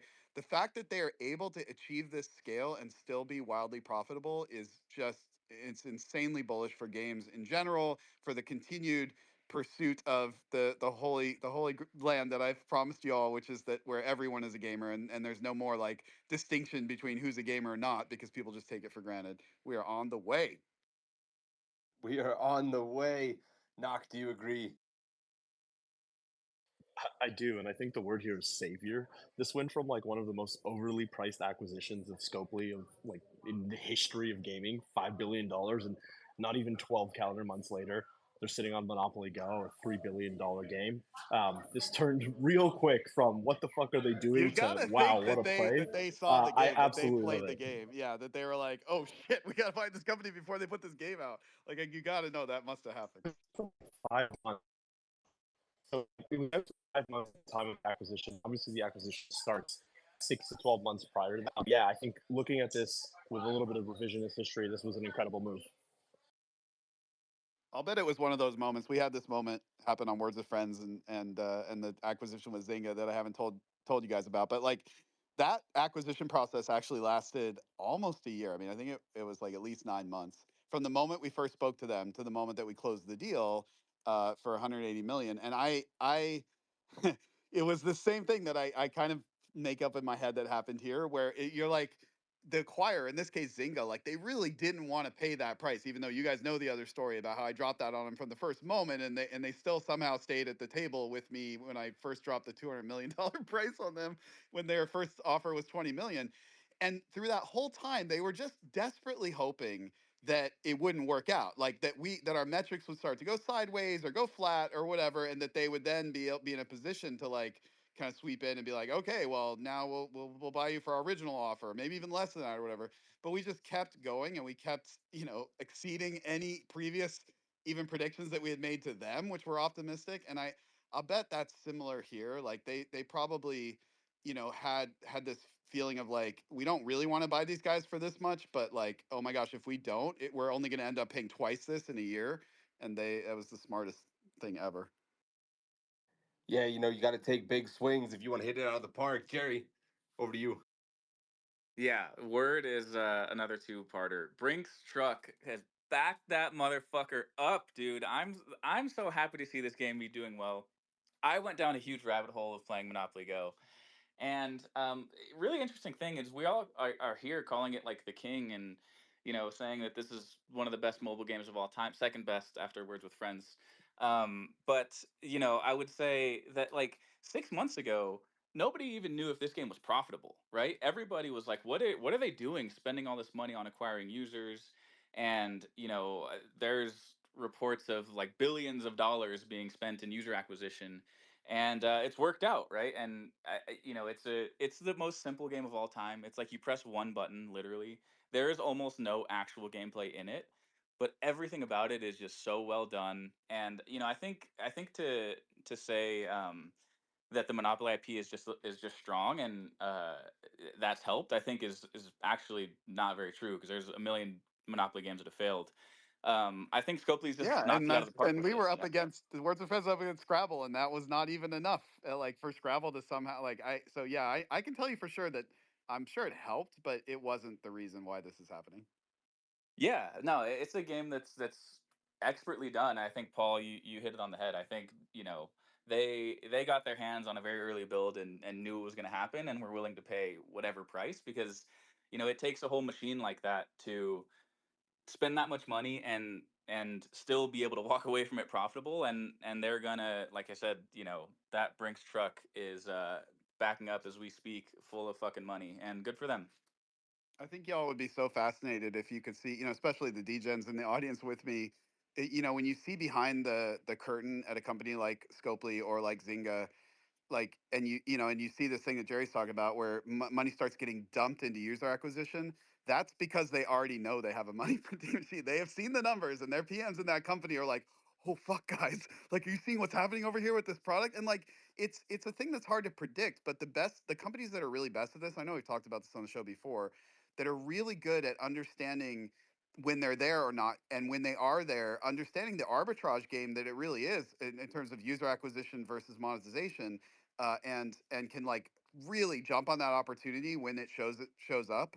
Like it's a respectable thing, and it's really hard to pull off the companies that can both do that well and create great games at the same time. So yeah, I love to see it. Yeah. And I think this is like every marketing person's dream of like the PMs finally telling you like, hey, spend more. And you're like, what? Like, what? Hold on, what? Like, you've never said these words to me in my fucking career. And they're like, no, spend more, spend more, spend Yep. more. They could not spend enough money.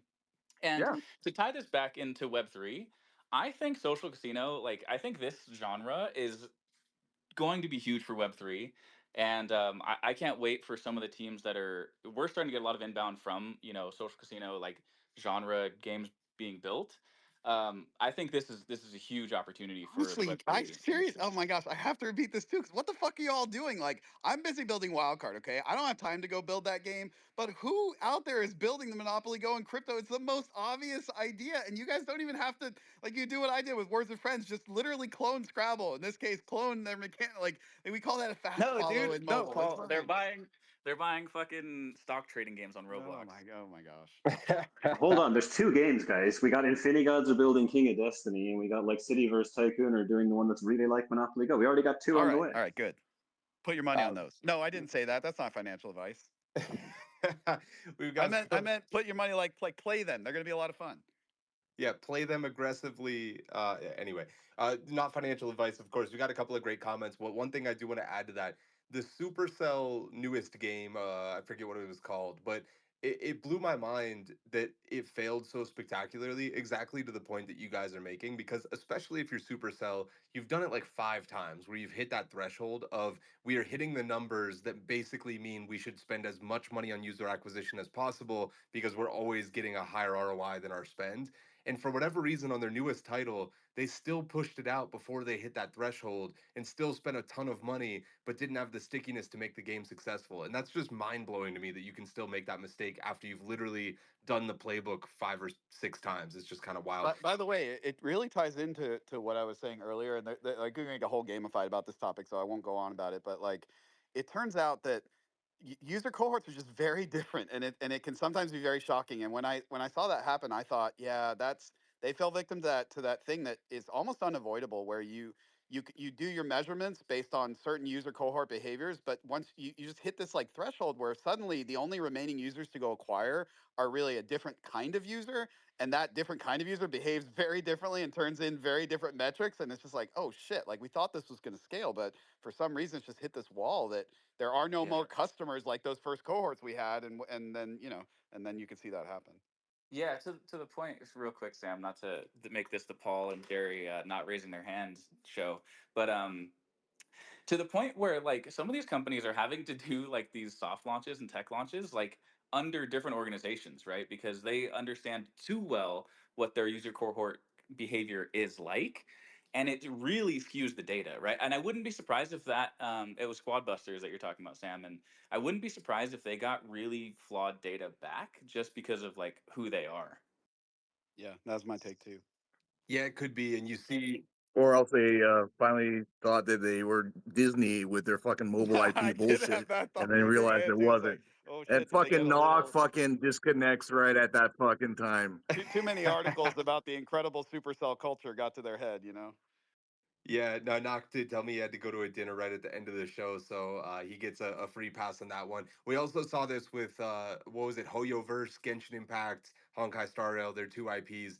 They've been talking a lot about the cannibalization from their own intellectual property to their other intellectual property. So they're actually paying to acquire the same user from their other game, which ends up making them lose money. So you have to make sure the titles aren't too similar in their gameplay and the way that they loop and stuff. So a lot of really interesting considerations that you have to make, especially whenever your company gets to a certain size that smaller companies probably don't have to consider. A couple of interesting comments. Moglin.eth says, for the Monopoly Go topic, I would remind you guys how Game Boy shipped with Tetris and not Mario, and that put Game Boys in the hands of so many more people because games that appeal to every generation will have a higher user acquisition. Appreciate that comment. Jay Cluster says Monopoly Go uses some pretty gray hat marketing tactics. Why did I play Monopoly Go? For a chance to get a free e-bike. Deceptive YouTube ad with deceptive requirements in order to complete the campaign.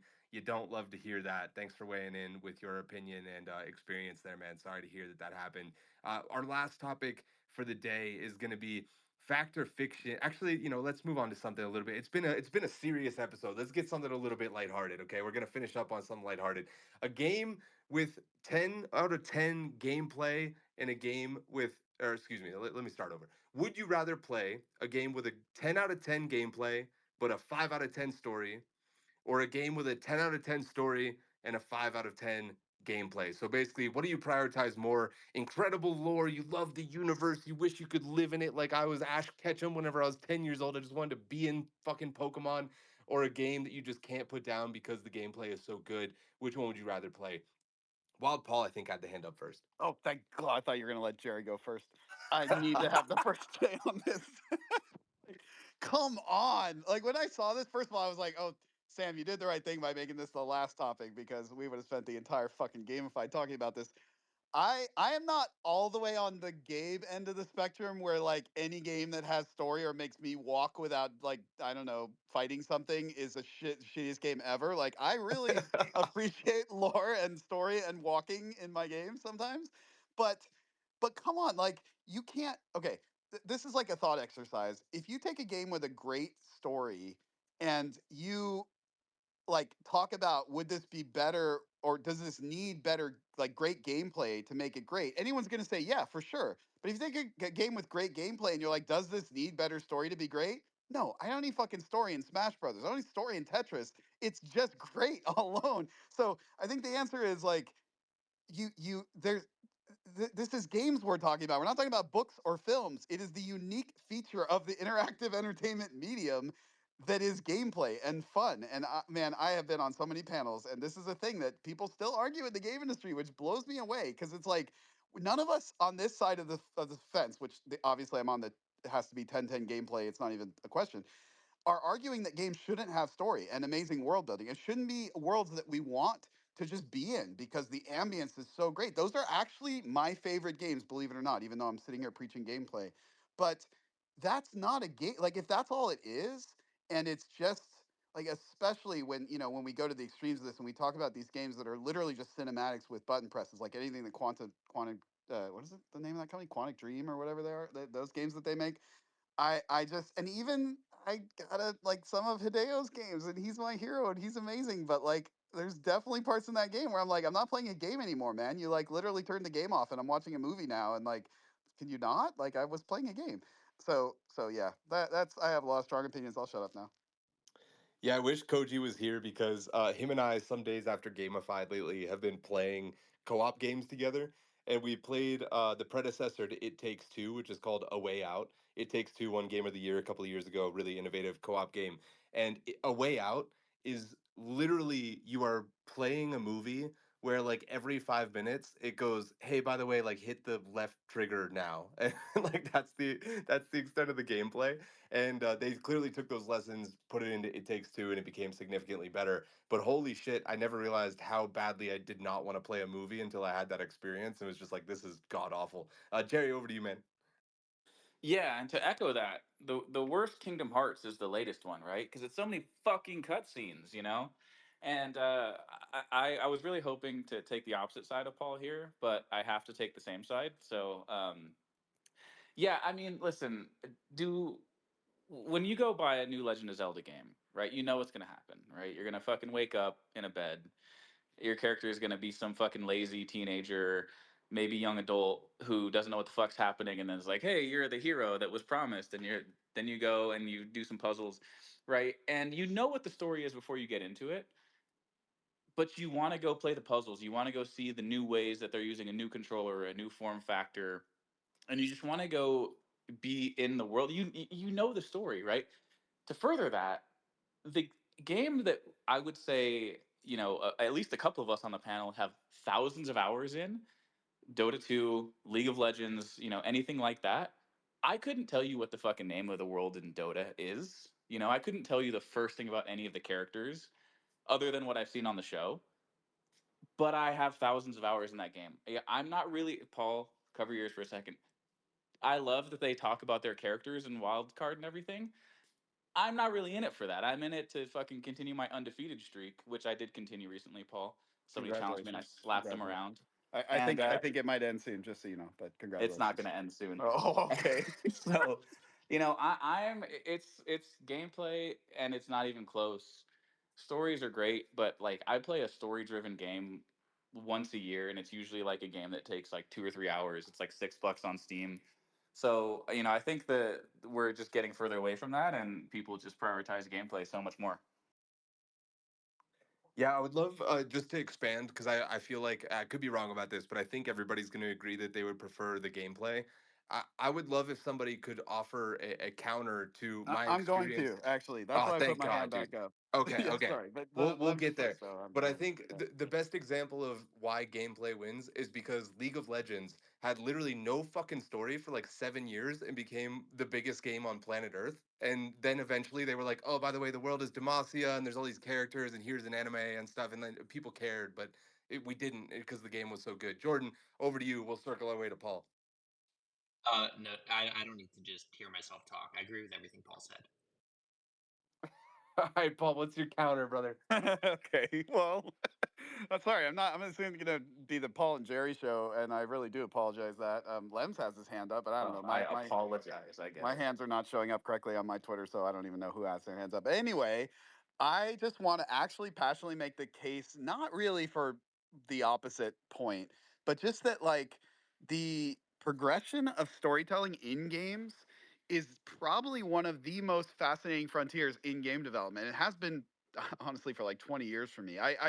Especially when back in the day, like this. So I worked on a prototype at Ensemble Studios that was called FPA. It was the first game that actually was a creative director instead of an engineer on, and I was just a kid. But I was so passionate about this because I was seeing these incredible worlds being built in engines like the Unreal Engine at the time, and like these new Source Engine and stuff like that, where people were like really pushing the fidelity of the environments and the music and the ambience and everything else, and then just putting a gun in my hand and letting me shoot more things. And I was like, that's fine, but man, these technologies starting to get to the point where like it's not like competing with movies, but like it's making me feel real feelings when I'm in a certain environment and I hear music and I hear whatever. Like I just think that there's an opportunity to start to blend these, and I was really passionate about it. I worked on that game called FPA, which stood for first person adventure instead of first person shooter. That was the stand I was taking at the time. That game, all it did produce was a book. We never shipped anything, but we were proud of our little prototypes that we built. It was right at the end of Ensemble Studios, actually.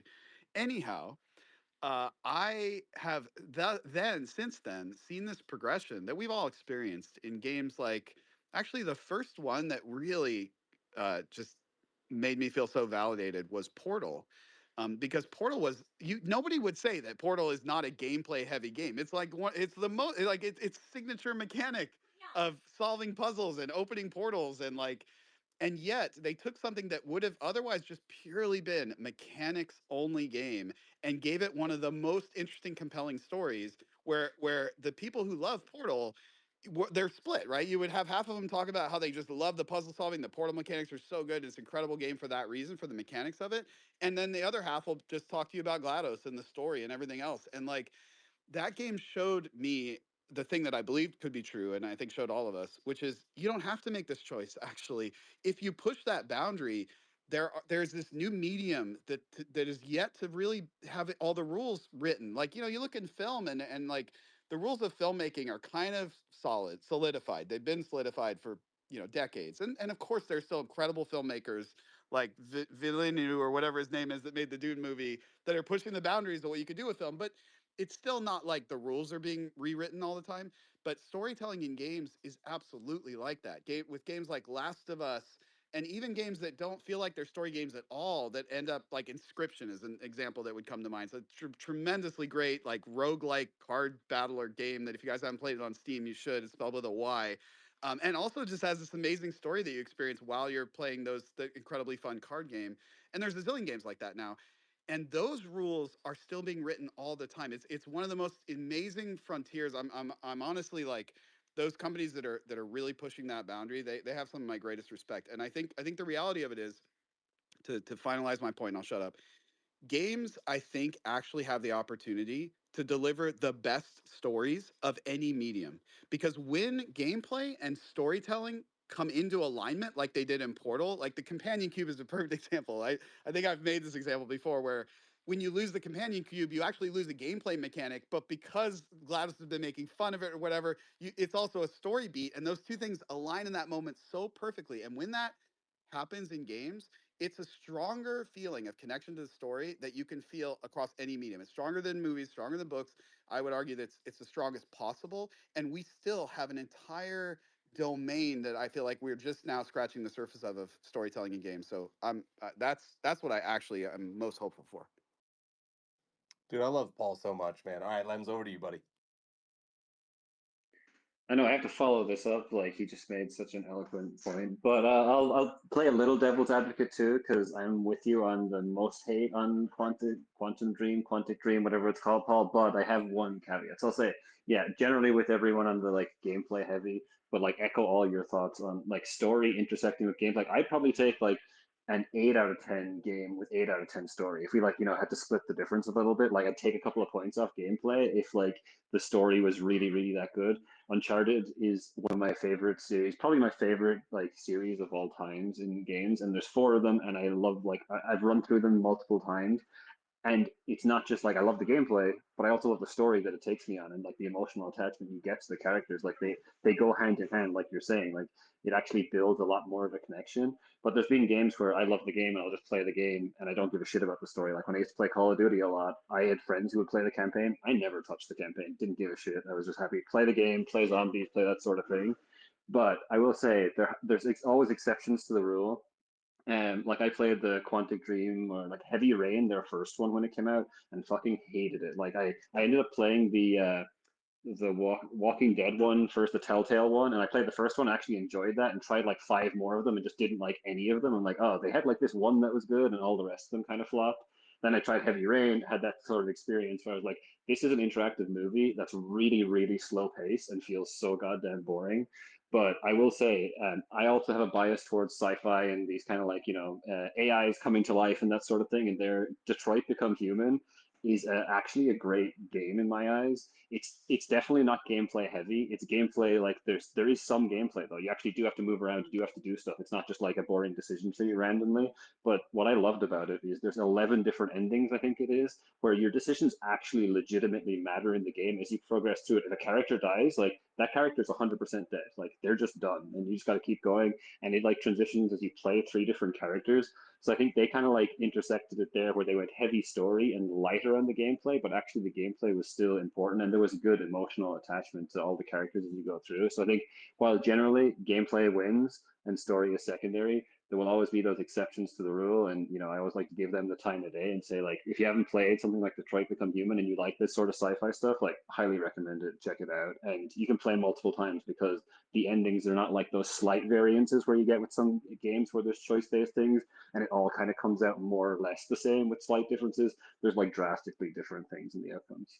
Maybe next week we'll do what's a 10 of 10 or a game that has 10 of 10 story and 10 of 10 gameplay or something. I don't know. I like these though. It warms my heart a little bit after being so pissed off about dimensionals all day.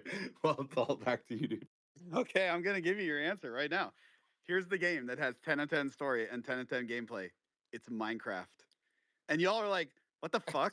Minecraft doesn't have story. But stop for a moment and I swear I'm not gonna belabor this like I have it, but think for a second, because I'll bet your experience is similar to mine. Assuming you're somebody who has given Minecraft a shot at some point in your life and played it with some friends and put several hours into it, the greatest stories that I can imagine, that I can remember in any games I've ever played, are the stories that I've made together with my friends down in some fucking dungeon in Minecraft. And those stories where you set out, you're like, okay, tonight we're going to do this or whatever, and then it goes sideways and you end up on some totally different adventure. And the way I can measure that objectively is just like, if I ask my brain, like, what are those stories that are burn the brightest in my memory in games? Those are the ones. And those aren't just like, it's not the same as like a League of Legends match or an Age of Empires match. Like, yeah, those are great too. And those stories of like emotional conflict. But I'm just saying, like, these sandbox games, and I really think that this is like, I don't know if you guys, I have kids, so I kind of follow along with the meta of what 14-year-olds are doing these days. And Minecraft has turned into a foundation of storytelling that is one of the biggest things that is happening on YouTube and Twitch. These servers that are called SMP. So like, you can go Google like Dream SMP, or the one my daughter was into but kind of fell out of, which was QSMP, was the Quackity SMP. There are these gamers that turn Minecraft into the storytelling mediums and put on entire like worlds. Like, we were speaking of Lost earlier. Like, they will architect an entire season of storytelling and world building and everything else with multiple streamers interacting in these Minecraft worlds. And the connection that creates with the audience that's tuning in and how they think about that story is stronger than any show they could ever watch on like Netflix or whatever else. So that's my answer. 10 out of 10 gameplay and 10 out of 10 story is Minecraft, which is also the game that is the only one I would take on a desert island if I could only take one. Wow. Controversial answer for me. It's God of War 4, whatever the one was with the dad and the son. Oh my God, dude. So fucking good. Sinjin, over to you. Yeah, I'll end off on a like more kind of humorous note as well. Obviously, I'm for the gameplay. I'm Dota 2 user, and I do know all the lore for every fucking hero as well. But that's besides the point. Oregon Trail. I don't know if anyone's old enough for like to actually have played it, but like I remember this one time I was playing with my friend. I must have been like 10 years old. And I tried to keep all like my family alive, and she was fucking relentless. She let her entire family die multiple times just to get there quick. And I thought, when I was like 9 years old, this girl is one fucking bad bitch. And yeah, fuck. That's fucking it. And that story was fucking fantastic. I love that fucking game. The gameplay obviously was, whatever, but in that particular instance, gameplay 5, but story and what it reflected about the people who played it, absolutely a 10 out of 10. All right. The Titan of Taboo has spoken. Dub, over to you, bro. Yeah, sorry, I was in meetings for a bit and coming in hot on this one.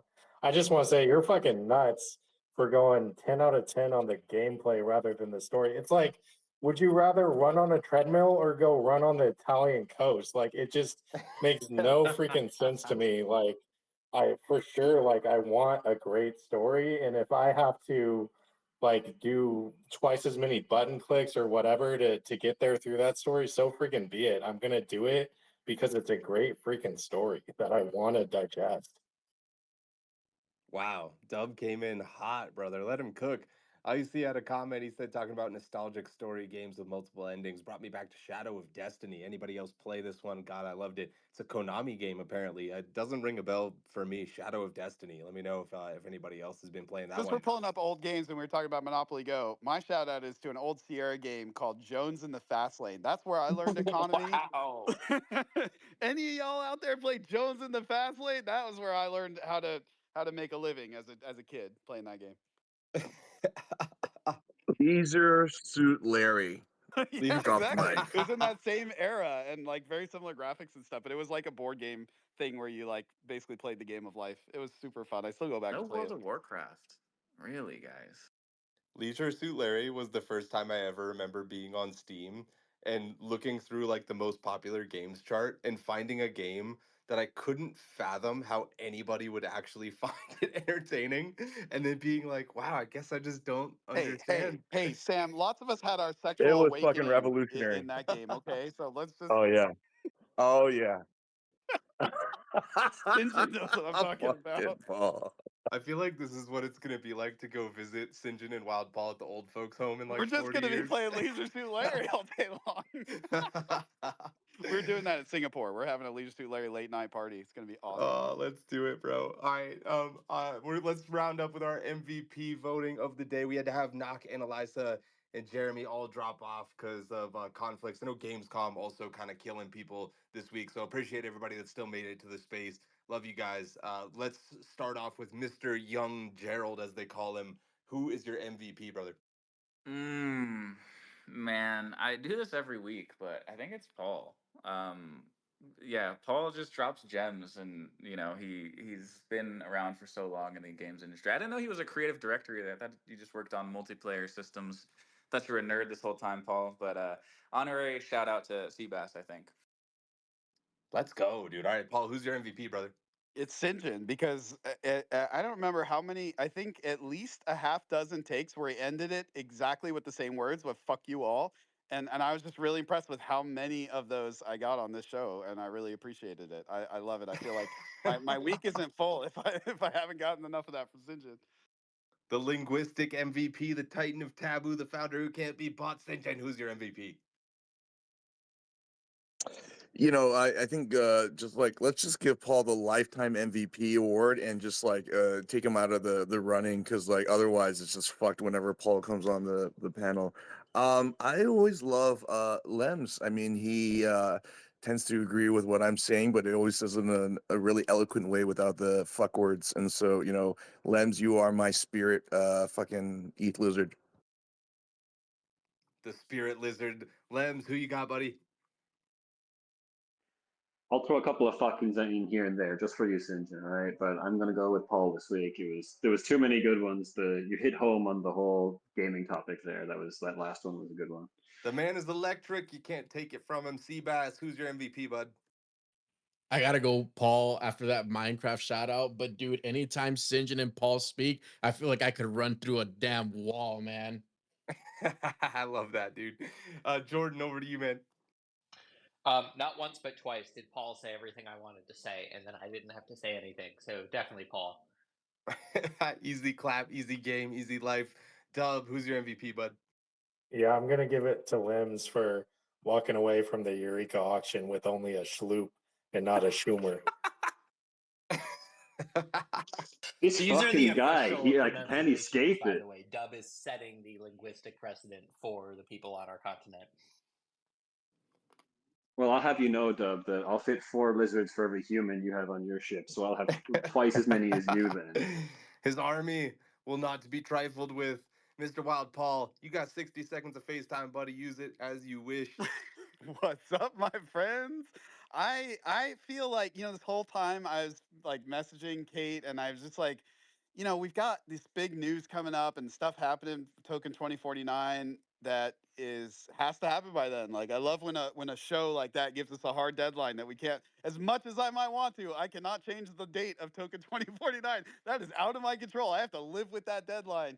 And we have some amazing things happening. And the thing that I wanted to I was kind of making the point is like, we have to debut that news on Gamified. And so I'm not here to do that right now at the end of the show, but we have some very exciting things happening with this audience. And you guys are in the right place to hear it first. I just wanted to say that, as you guys know, because these things are complicated, that there's things I can say and can't say, things I can sort of speak excitedly about and market from my perspective, and things I can't and can only just point you guys to. But it's all happening very soon. I'm very proud of our team. for the incredible work they've done. I just can't believe everything that's come together actually over this year and how it's all going to land in this last quarter. It's the most excited I've ever been, and you guys know I get excited very easily and a lot. But we are about to have some real fun, boys, and I can't wait to run through a wall in Singapore with Sinjin because that's what happens. Dude, I love you so much. Thanks for saying that you'll leak stuff on Gamified. That's incredible. I am slightly disappointed that you didn't take at least 15 seconds to tell Jerry that he should take my bet about Steam going to be very favorable to Dimensionals because he keeps shitting on it, but he doesn't want to take the bet. Doesn't want to put his money where his mouth is. So I'll I'll leave take the that door bet. open. I'll take the bet. 1 year, dimensional reviews over 7. I'll give you $100. Oh shit! There we go.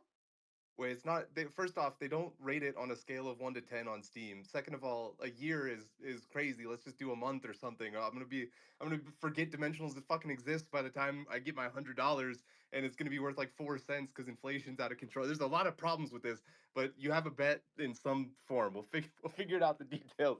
And as we close out another epic episode of Gamified, let's throw a snowball-sized shout to the colossal force of nature called Avalanche. Avalanche is not just any blockchain; it's a cataclysmic cascade of cutting-edge technology, the summit of speed and scalability. This is where gaming legends are forged with titans like Konami, solo leveling, off-the-grid Maple Story, all sculpting their own chains on this unstoppable platform. And the Avalanche excitement continues with RoboKai, now available on Elixir, plus console release coming soon. Thank you to Avalanche for being the official blockchain of Gamified. Reload, regroup, and rally round as we salute Shrapnel, the strategic superstar spearheading the pulse of Web3 gaming. They are the architects of your arenas and the guardians of your gameplay. Our sponsors, the official game of Gamified. If you're looking to get involved, there's no time like the present. Shrapnel continues to add more opportunities to engage, earn, and be rewarded. Jump into their Discord and learn more about their quests, the Lunatics, Metal, Mercury, and Ecosystem rewards. And of course, you better be doing those quests on Starbase.